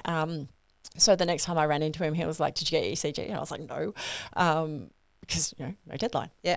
You didn't tell me a date that I had to do it by. But then a couple of weeks after that, or not, maybe like a week or so after that, that was the weekend that you guys came down to the Sydney Women's BJJ Collective Open Mat at Artarmon. Yeah. And I was planning to go, Yes. but I had to pull out at the last minute, because usually on Saturdays I'll do my personal trainer and 3 hours of jiu-jitsu. And on this particular day, I did my personal trainer and 1 hour of jiu-jitsu, and I was wrecked. I had nothing in me. I had no energy. I had done everything else exactly the same, but I felt like a shell of a human, and I was like, this isn't good. So I thought maybe I should go and get my heart checked out. And that was the week before the Grapplemania that I pulled out of, and I was like, okay, yeah, I'll pull out of Grapplemania, get my heart checked. And they did the ECG, and structurally I'm okay, but now we've got a baseline for what I'm going to measure myself against every year. Yeah. And so Marfan syndrome is a connective tissue disorder. So any connective tissue in the body is affected. It's basically like deficient. Doesn't do a very good job of doesn't do a good job of connecting. Right. And so the danger in Marfan syndrome is if you've got a high heart rate for a long time or high blood pressure, it can cause like an aneurysm in the heart, which can lead to blood going in between the inner and outer wall, which can cause the aorta dissection, which is where the aorta would come away from the heart, and that's like the main artery going into the heart. So if you don't have blood going into the heart, you're not going to be alive for very long. No. And another there's a lot of danger with it, but one of the other things is it can cause a retina detachment as well. Mm-hmm. And so my nephew's got that. Yeah, so I don't want that. I've got 2 kids. I need to pay my bills. Yep. Be able to see. I need to be able to see. I would like to be able to see for as long as possible. So being in an environment where it's full body contact, high heart rate, high blood pressure, chokes that I hold on for too long because I don't want to tap. And again, the people with Marfan syndrome have a lot of joint laxity because the connective tissue makes their joints flexible. Yep. And so now I have this entire picture of what is going on with me and explains so many other things along the way. Exactly. And Marfan's you're born with, right? Yes. So it's not, you don't kind of catch it or you don't develop it. You don't develop it, thanks. Yeah, that's the word. You're born with it. It's in the DNA. Yes. And one of the biggest kind of indications that this could be a thing was I was talking to somebody who trains, and he said that I was saying that I think I've got Marfan, blah blah blah, and this person that I was talking to was like, yeah, one of the guys at our gym has Marfans, and when they were younger, their parents took them to get to stop their growth, they got their growth stopped. Wow. When I was young, from 2 until about 10, every single year, my mum took me to the Royal Children's Hospital at Randwick, and I had to see this professor, and they assessed my growth, and they told me it was with the intention of if you get too tall that we're going to stop. If we think you're going to be too tall, we're going to stop your growth. And I was like, when this guy said that, I was like, holy shit. And so I spoke to my mum, and I was like, Did you know? And she's like, oh, no, I didn't say, did you know? I asked, why did you take me to those appointments?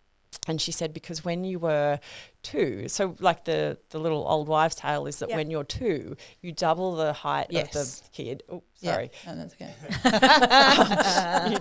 you double the height, and that's going to be their final height when they stop growing. So when they did that with me, my final height was going to be 6'4". Yep. And so my parents aren't 6'4". None of them are. And it would have been unusual for me to be 6'4". And that's why it was a trigger for the nurse to go, you should go see a doctor. Yeah. The doctor was like, you need to go and see a specialist. And my mum, her concern was that I wouldn't be able to find a husband if I was 6'4".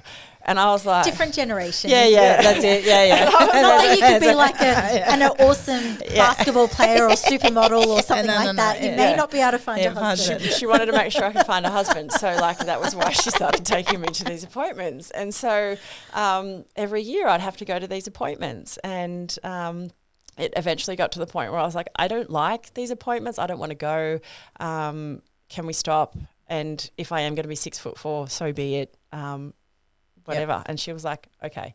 But obviously with the approval or permission of the specialist team that she was working with. But I asked, having worked in a specialist medical practice and in medical devices, working with surgeons and things, I can't for the life of me think that these specialists would legitimately entertain the concern of being too tall to find a husband. So I think that they were on the money. They knew what they was were going looking on, for it. But because my mum didn't ask any further questions, and a lot of doctors won't tell you a diagnosis. If you go to the doctor and you go, here's my symptoms, they go, here's your medicine. Yeah. I'll go, okay, but what have I got? Yeah. If you don't ask for that diagnosis, they won't often give it to you. So I don't think that she did that. So had she said, what is it you're looking for? Yeah. Is there a physiological condition that could be causing this? She was just like, is she going to be okay? Yeah. Can she marry? Yeah. So, and I don't, if my mum listens to this is not an attack. Please don't take it that way. No. But it was different times, right? Even 28 years ago and so forth. And I think Marfan's been around it was named after the Dr. Marfan, and it's been around since a long time. but you don't hear a lot about it. There's not a lot of recognition around it. There's not a lot of awareness. There's not a lot of social discussions around having Marfan syndrome. Yep. And so I think and I don't know, you tell me, I think it would feel very isolating in that regard, because you don't have, it's not like cancer, right? Everybody talks about cancer, or neurodiverse, where we're starting to talk more and more about it. How does it feel in that world? Have you got people that you can talk to about it? I mentioned earlier I don't really have emotions. Yeah. Oh, yeah, that's right. Yeah, so you're just whatever. Yeah, like it's a thing, and I don't really think too hard about it. It's just like it's there, and I just get on with life, and I don't think too hard. And I don't know if that is an autistic thing or an ADHD thing or just a me thing. Oh, no, that's very on spectrum. Yeah, I don't dwell on what happens. I just think about how I'm going to manage it. Yeah. And so in this case, I'm managing it by having to give up this full contact sport, because the danger of a retina detachment or aorta dissection from a blow, or high heart rate, high blood pressure, they can all be, like, jiu-jitsu can make all of those things happen. I was also doing Muay Thai for a year that I just stopped straight away when I got the diagnosis, because that has a higher danger, I would say, of getting hit, and causing the retina detachment, for example. So no competing, but no jiu-jitsu at all moving forward? That's it? Not moving forward. I'm going to finish up at the end of the year. So the Asian Open in Tokyo was my last competition, and I was glad that I could, retire on my own terms rather than have, an incident or an injury that forces me to quit in the moment. But so I've retired from competing, but because I know myself, I kind of need that sort of little like wind down period of, all right, get ready to mentally prepare yourself for no more jiu-jitsu as well. But the way that I'm seeing it is I'm taking that time to have fun and enjoy jiu-jitsu instead of working towards something, while at the same time of figuring out what I'm going to do next. Because as we spoke about earlier, basketball is my first obsession, jiu-jitsu is my second. Yeah. What's going to be my next one? Yeah. And at the moment, like, the world is my oyster. I can choose from anything that doesn't require getting hit in the face. Or I mean, I can have a reasonable heart rate, just not too high. And I could go back to basketball, but I ruined my knees the first time. Yeah, so knitting looks good for you. But like, I've got limitations in that. Like, I don't like to be cold, so I'm not going to go swimming. Yeah, well, that's ice skating and snow skiing out of the way for you. And I've got like sensory issues. So there's other things that I'm telling you, knittings look really good. And crocheting. Sometimes I get pissed off when people don't perform as well as I do. So maybe some team sports are out off of the limits. Question. Yeah, no table tennis for you. Yeah, well, that's I could do that one, but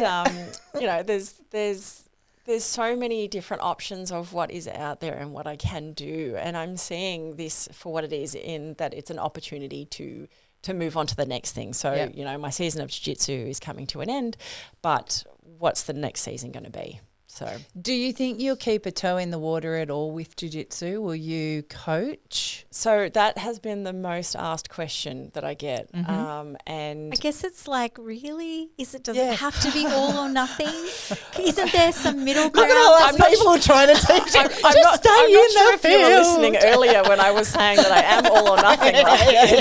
It has to be all or nothing. But, if there was an opportunity to coach, I wouldn't say no. But I haven't got somewhere to coach at the moment. Yeah. So at my gym, I'm at Apex MMA in Brookvale. They've got a team of amazing coaches already. Yeah. And so they don't need me to take a position, because they have they're already full. And and when it comes to like women's classes or girls' classes, I'm not the right kind of coach for a women's and women's and girls class, because I never went to jiu-jitsu for social reasons, and a lot of the time the women and girls class is for socialization. And I would have a hard time encouraging it because I would want them to get better and progress, whereas many of them may not be going there with that aim. Yeah. And that will be a trigger. Yeah. That won't be you spitting the dummy. That will be a trigger. Yeah. And then it will look like you're spitting the dummy, and then feelings will get hurt and they won't come back. So, Exactly. yeah, no, I get that. It's a bugbear. It's an absolute bugbear of mine that female practitioners get pigeonholed into female coach, like women's only coach or kids coaches. Yeah. Like that's all we're able to do. And you see it across the board. There's a couple of gyms where they don't have that, and it's only recently, but you've got like Hope out of Kumite, you've got Mary up in Onda in Brisbane, you've got April Eppinger down in Melbourne. You got Rachel at Iconic. I was going to say, and Rachel at Iconic, right? Because Yeah. the daytime classes are huge and everybody loves it. Yep. If for whatever reason Grant can't turn up, you're in there and doing it, Yep. and the numbers stay the same. So, But I think that everybody that has that mentality of I'm only going to go if it's the man coaching has the wrong mentality, because the women are far more technical than the men, 100%. and they've got a different perspective. And like if you're doing a technique as a woman, you have to use the technique. You cannot rely on, there's no strength. And if you're doing it on someone that's heavier, you have to use the technique. So if you want to learn the technique properly, learn it from a woman. I'm not saying that men don't know techniques, but if you want to make it work every time, learn it from a woman. and there's also a communication pathway too. I think women communicating with women is different to men communicating with men, and then the crossovers of that as well. So there'll be nuances in there that will attract women as well. Yes, and that's one of the really great things about the Sydney Women's Collective is that you've got women coming together with women. You've got, I don't know how many black belts are part of it now, and then the brown belts are coming in, and you've got all the lower belts that are participating in it as well. You know, you've got your open mats that are happening at all the different gyms around. And what's going to happen is collectively we're going to raise the level of women's jiu-jitsu in the country, or at least in Sydney. And I know Melbourne are doing it as well. You've got Ellen running the Melbourne Women's Collective down there. So I think it's phenomenal. Honestly, I've never been a women type female ever. I know it sounds bizarre, but you'll know what I mean in this regard. We're just not built for that. Yeah. And it's really only been since coming to Iconic that I have found that I'm actually enjoying the space, and it's the caliber of women that are coming to the mats that have allowed me to go, oh, you'll accept me. Yeah. And that has been my biggest blocker for so long, because women are very quick not to accept. There is a lot of tall poppy. There is a lot of bitchiness out there. And for someone in our world, that is too hard to interpret. It's too hard to understand. So it's easier just to go, no, fuck you. Men are black and white. Yeah. I get them. I can understand that. Yep. So coming to Iconic has shown me that there's this space where everyone's just happy. Yeah. And then you go to these women collectives, which again, I only go to since coming to Iconic, and I have the best time. I'm so nervous going down there. My head runs. I'm probably either the most freakiest person driving down there or the quietest person driving down there, because my internals are going 100 miles an hour. There's going to be so many women down there and they're all going to be judging me. And I come away just having a ball. Yeah. And I roll with so many people. So it's awesome. Yeah. I think that space is doing really well. It's a relatively new thing. I think it's only been around 6-ish months, if that. And, you know, we've got there is the Sydney Women's Collective page, but there's also a group that we're part of, that Rachel and I are part of. It's the Brains Trust, where you kind of, we talk about when's the next one going to be, who's going to host it, you know. You can add a little bit of extra information if you need to, but the idea is relatively new. Like coming up through the ranks, I was always told, don't go and train out with your friends or other women, because they're just trying to steal your game. And it's like, no, if that's the way that you're thinking, you're so shallow in that thinking, because the only way we're going to get better is if we work together to get better. Yeah. And so Mary Wildner, she's the one up in Brisbane with her academy, Onda, she was she's really difficult to to compete against. I've competed against her. she's just one of those natural talents that just whatever she does, she's very good at it. So We hate those people. Yeah, I know, No, right? I'm There's kidding. that tall poppy syndrome. no, We're very jealous and envious of That's those people. exactly right. Yeah. Yep. well, so Mary and I met Mary when I was 18. So way before I even knew that jiu-jitsu was a sport, I turned up to, when I was at uni, I was that 1 year of uni that I pretended to do. I was living in Coogee and I had a job at a local pharmacy, and on my first day, Mary was the one that taught me how to do the job. So she was cool. my new buddy, right? Yeah. So we'd actually worked together, and then I saw her 9 years later at Sydney Uni, and I was like, she's got a very distinct voice, and it was the voice that kind of gave it away, because I saw her and I was like, that girl looks familiar. And then she started talking. I was like, I know you. And so I went up to her and I was like, you. She's like, you. So, we've known each other now. It's been 20 years. And she now does Wow. jiu-jitsu. She was doing jiu-jitsu, yeah. So Wow. So she's further, like 9 years ahead of you or something? Or she wasn't she's- doing jiu-jitsu at the time. Okay, I think she did Muay Thai around that time. Yeah. But she then moved into jiu-jitsu. So she's slightly ahead in the journey. I think she's maybe 2 years ahead in jiu-jitsu to me. But she had found it independent of me, but then we reconnected in jiu-jitsu. Oh, wow. Yeah. So You're connected to her soul somehow. Yeah. There's something there. Yeah. You're like friends in a past life or yeah. So, something. it was crazy to go and like this person that I never thought I'd see again in my life to finding them at jiu-jitsu. And that's actually happened a few times. Yeah, like wow. 6 someone degrees of separation. Yeah. I've either known- that or there's a glitch in the matrix. Yeah, like yeah. We're not sure. Yeah, but so when Mary got up to black belt, she would often invite me out to her gym to train with her, to help prepare for her competitions and things like that.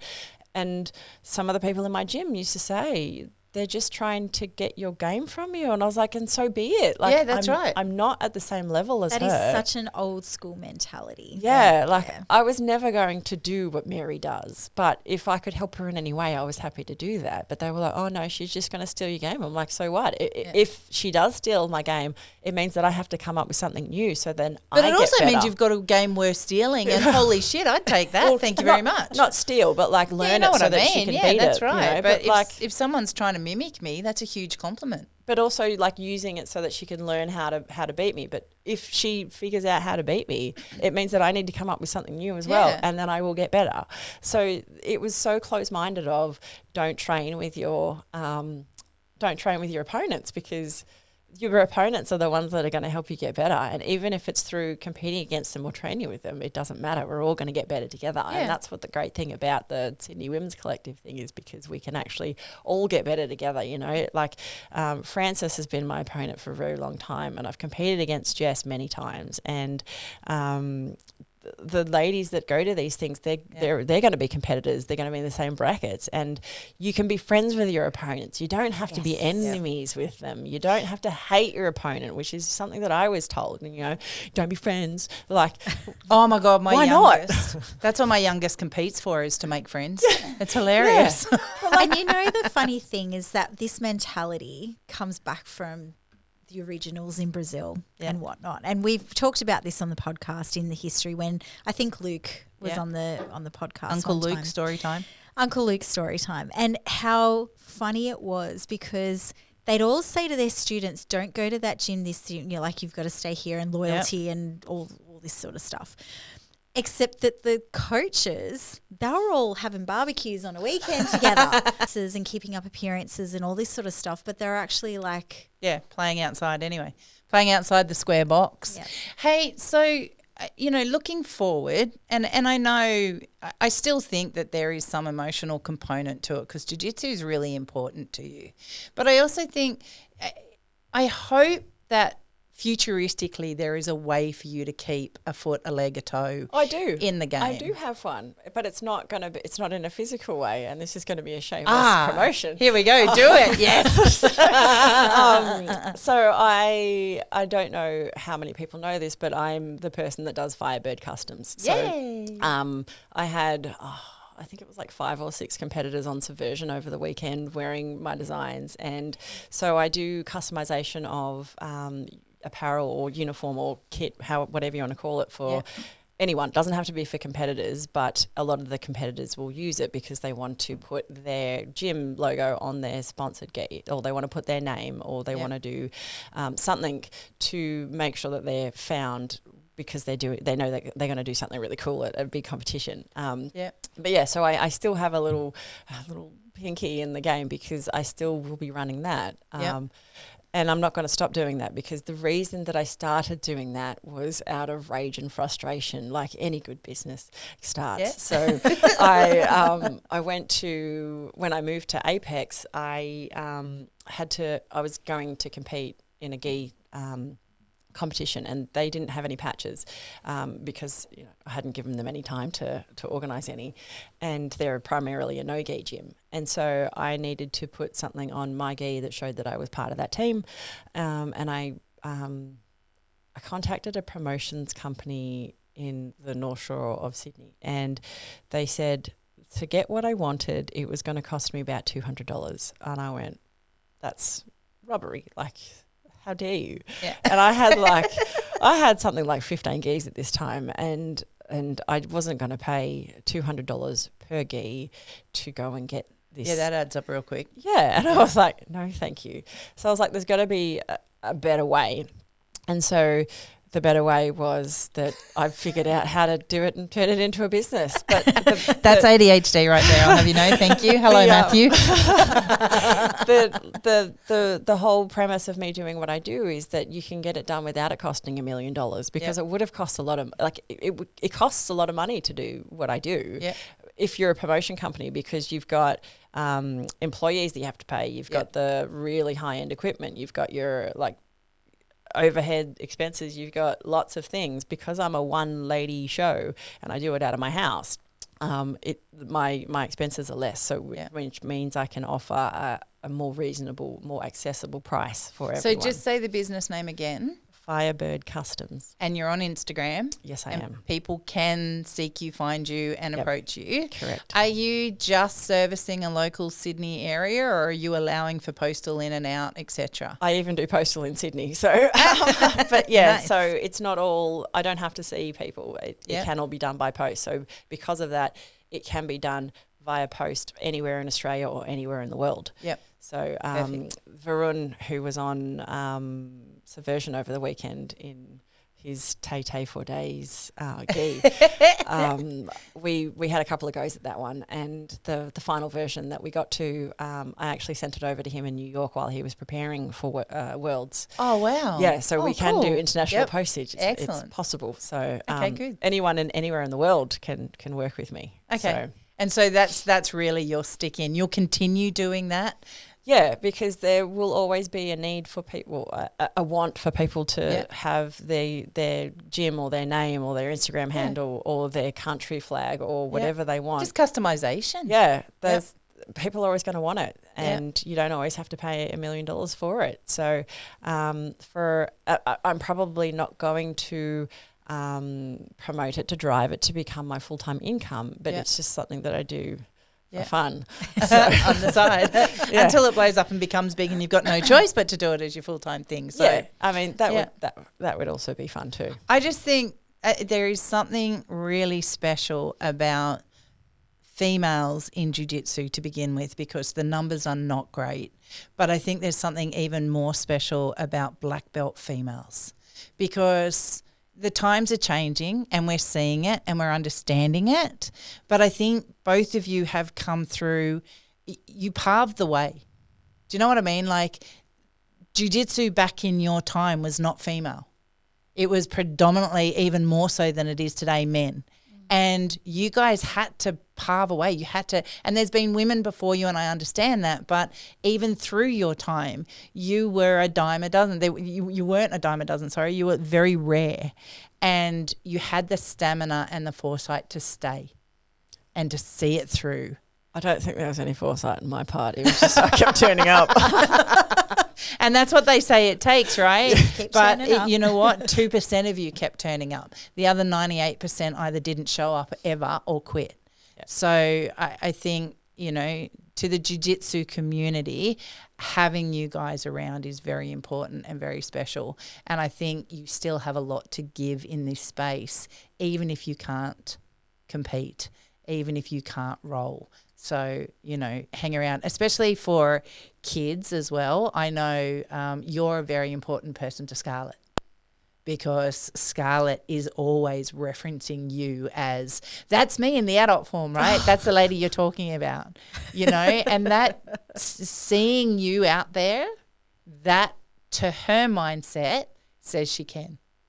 Yeah. No, I think women in jiu-jitsu are special anyway, regardless of the belt, because there are so few of us in general, not just black belts. It's just that the black belts have been on the mats longer. But have stayed. That's a choice. But also some of the lower belts, and I say that as in like less graded, not that they're lower people. Yeah. We understand. It's not for you, for the people listening. So like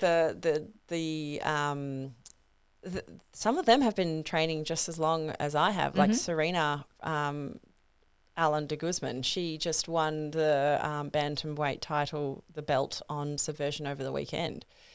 She's been training longer than I have, but she had some breaks and she had some changes of her gym. So she's had a longer journey than other people. So she just got graded to brown belt on stage on Saturday, which was phenomenal. So congratulations, Serena. Yeah, that's amazing. But you know, she started in 2013, I think it was. So to have the experience that she's had and to persevere, even though she may have, I don't think she would ever have this mentality or mindset, but like somebody less inclined to keep going might have said, oh, fuck this, it's taking too long. I haven't got my black belt yet. It's been 12 years and what am I doing wrong? Like Serena's phenomenal. Like she gives me a really hard time whenever we roll. So, you know, she is very good. Yeah. But up until Saturday, she was a purple belt for quite some time, and anybody else might have gone, what is wrong with me that I can't get graded? Yeah. And so they may have been one of those ones to drop out of purple belt, but Serena, she's not in it for the belt. She's not in it for the belts. She's in it for the love of the game. So and just hung in there, kept showing up. You know, so she's also one of those special people. And then without the other belts, you know, you obviously have the most white belt women, and then you got your blues and your purples and browns and blacks. But without all of you in bulk, like en masse, you don't get the flow of women through. Yeah, you don't get the build up of it as well. Every woman in jiu-jitsu is special. Yeah. I don't disagree with you, but I always think it's important to have the people out the front. I think it's important to have leaders. I think it's important to have people that have gone and done it before you to show you that you can, to show you that it is achievable. Somebody has to be first, right? And so if you have a collective group, like at the last women's collective, thank you, that we were at down at Crow's Nest, what were there? 9 black belts in the room of varying ages, of varying times on mats and all the rest of it. But to take my kids into that room and to see 40 women, 50 women in a room of varying experience, belts, etc., and then to watch 9 women all line up to go, they have walked so further ahead of this journey, and my kids to be able to look at every one of them, there was somebody in that group that my kids could have identified with and on some way, shape or form related with, like Scarlett did with you. And so that now forever becomes, oh, that's the adult version of me. Yeah, I'll get there too. So I think those moments are really important. Actually, Frances Bavaro, she shared a story on Instagram on Saturday night, which I thought was really cool. So Frances was the judge for the match. Yes, I saw that too. Yeah, it was Serena versus Jacinta, Jacinta's one of my teammates at Apex MMA. So Serena and Jacinta were competing for the belt. You've got Hope Douglas is the referee. You've got Frances is the judge for the match. But then to add to that, Serena is wearing aesthetic, which is run by a black belt woman, which is Mary, and all of the design that was on Serena's kit, I did as well. So, you know, it was a full-blown female. Yeah, that's it. Superwoman's like superwomen. It was like women doing women things, or women doing queen things, or something like that. It was really cool. And so Frances didn't put in the extra bit about like Serena's outfit, but like in my mind, I knew that. So it was like women, like women awesome. everywhere, and so everything to do with that match, almost like it was women, and it was amazing. So see, just means come on, women, let's keep going, right? Let's keep building the space. Hey, I'm mindful of time, and I know that you've got to get off to classes this afternoon and everything. So we're going to have to call short, but I do want to say thank you because there is so much between. Firstly, thank you for your jiu-jitsu career, because if nothing else. You're not allowed to cry, because if you cry, I will cry. So I'm just going to look over here for a minute. The change in Scarlett.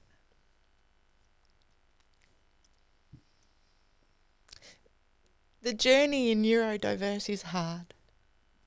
And kids are so misunderstood in this space. And we have to do so much constantly to make the world okay to accept Scarlett. And vice versa, right? It's as hard looking through her eyes as it is looking at her.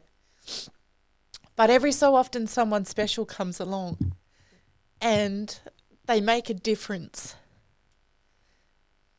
You were one of those people for her. She was so elevated the day she got to roll with you, and the way she references you back now, you're like that anchor point in her head. That's a huge gift to me. So thank you for that.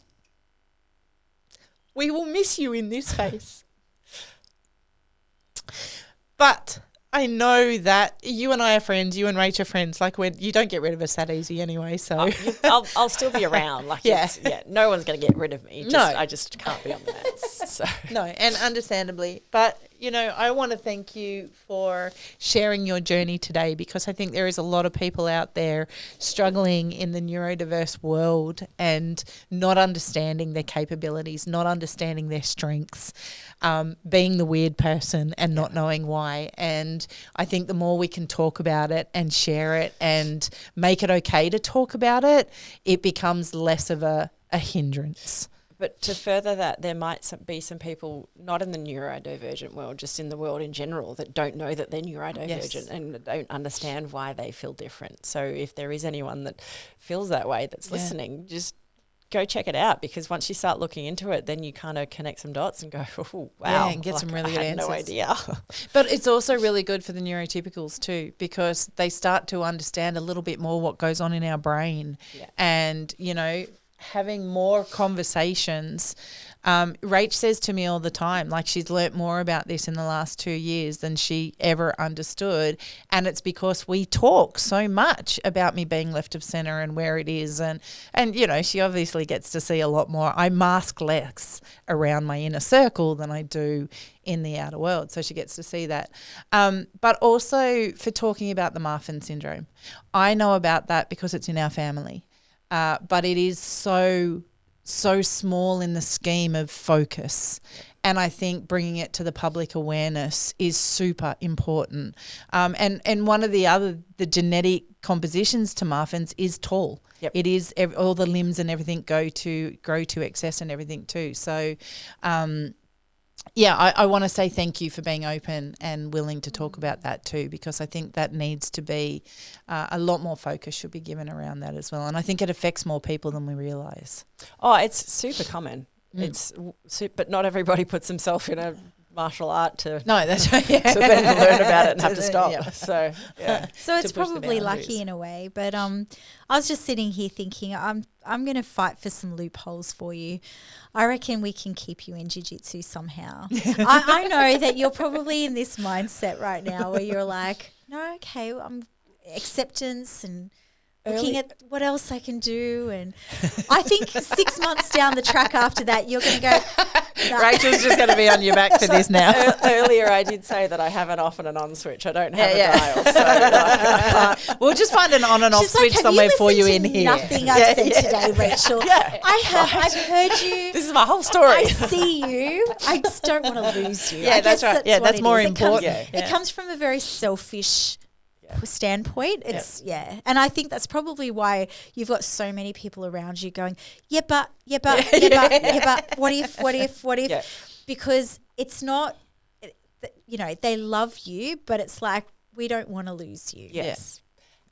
In my mind, while I've gone through the grieving process and I've come out the other side of it and I've made my decision, it's also like I kind of need.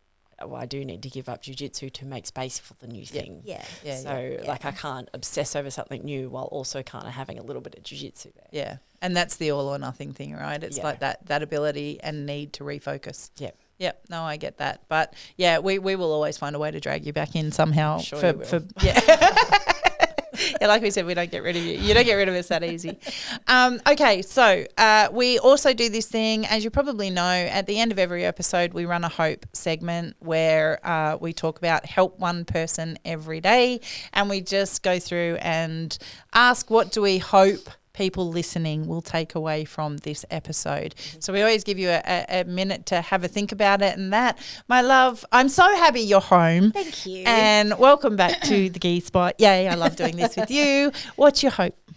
Oh, gosh, we've covered so much ground today. My hope is that, if someone is out there listening and they're feeling, and in your words, weird, okay. Yep. That they found jiu-jitsu, because obviously that's our market, and you're probably not listening to this if you if you do ballet. If you do ballet, right?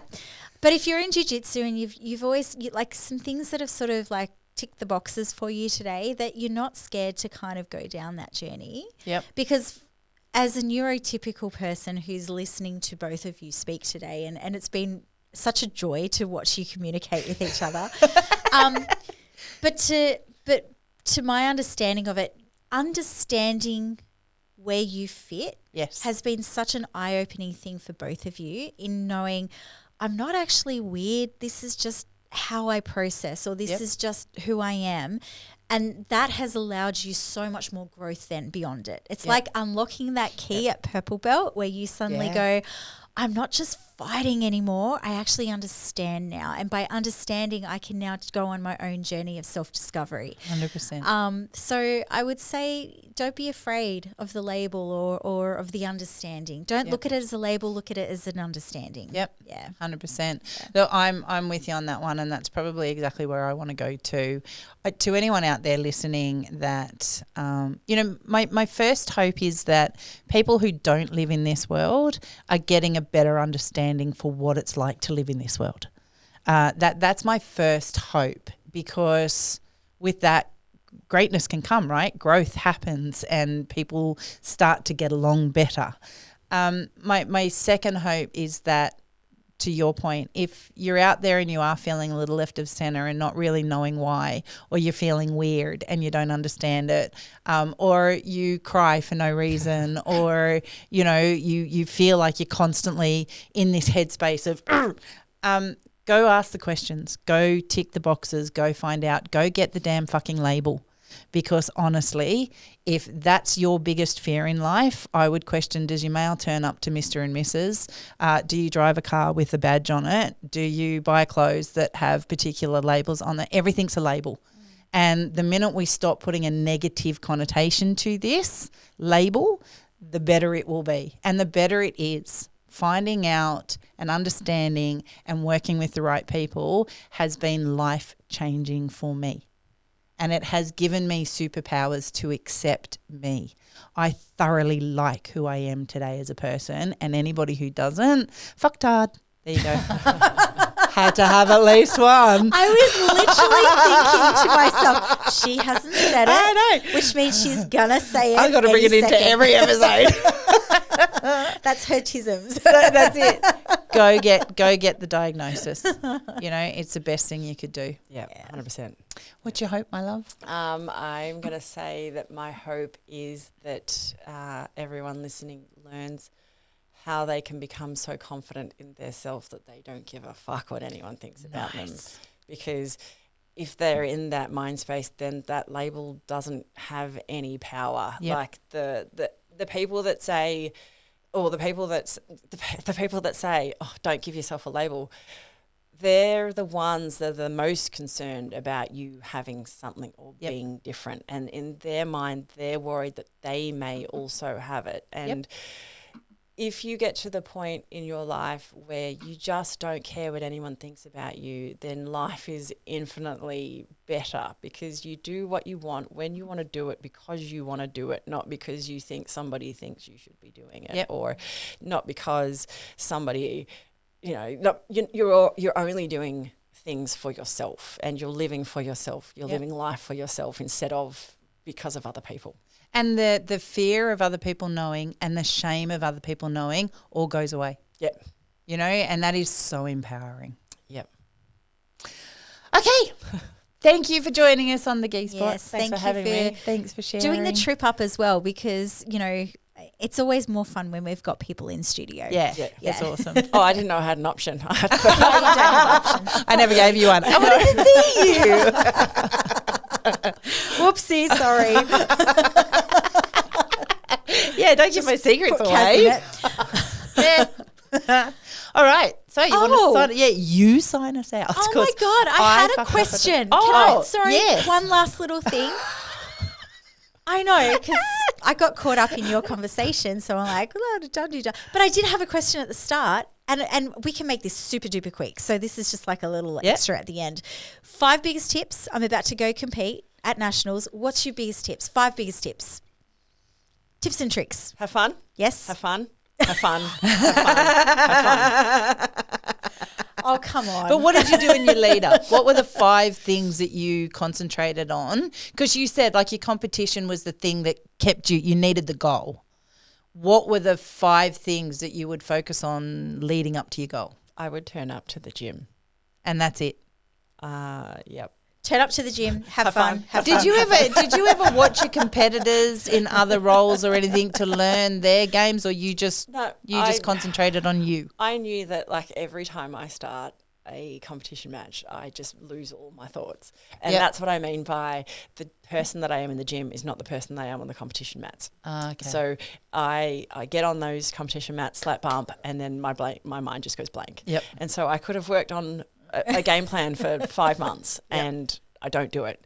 So I'm not the best person to ask about like preparation for competition, because I turn up and then I kind of like switch off and my brain takes over or my body takes over, and I don't have a lot of thoughts happening in those matches. So you can drill the same thing over and over. You can have your game plan, but it's never it's not often going to go to plan. Right. So as much as I don't have emotions, I also don't have lots of thoughts, but sometimes too many thoughts. So I would always go into competition. You are a conundrum. I'm a walking oxymoron. So I just in really good company, so it's okay. But so like if you want to have a game plan, but if it doesn't go to plan, then you can either have a backup or just go fuck it. Like let's just do what happens, like shoot for a leg lock. Yeah, which I don't do. So, but if that's what you want to do, get ready to do it. Like prepare yourself to do it. If you prepare yourself to have a game plan, make sure you work on that game plan. Make sure whoever's in your corner is ready for that game plan. Make sure that you don't have to worry about what your weight's going to be on the day, because if you're stressing about the weight, you're not going to think about your game plan. Make sure your gear is going to fit you well enough so that they're not going to pull you up at the official section where they check your gear. I was down actually at the Victorian States, and I was running the Hyperfly stand, and the amount of people that came over to me running, they've just turned me away because my uniform is not good, like it's not up to standard, so they had to actually buy something on the spot to make sure that they could actually get in to do their match. I reckon you'd see that a lot. Yeah, like be prepared, know the rules, know the gear rules, know know your rules for your for your actual division. Make sure that you don't have to stress about your weight. Make sure you don't have to stress about anything, and you can just focus on what it is that you go down there to do. Love it. Thank you.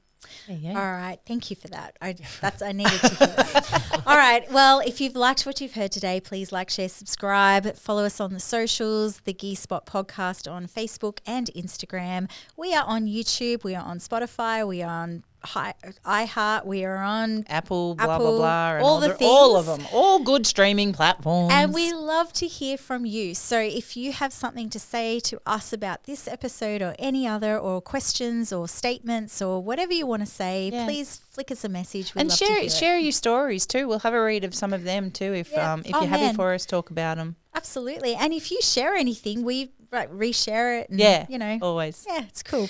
All right. Hey, thanks for joining us today. Thanks for having me. We'll talk to you soon. Yeah. Till next time. See you, honey. Bye. Bye. Done.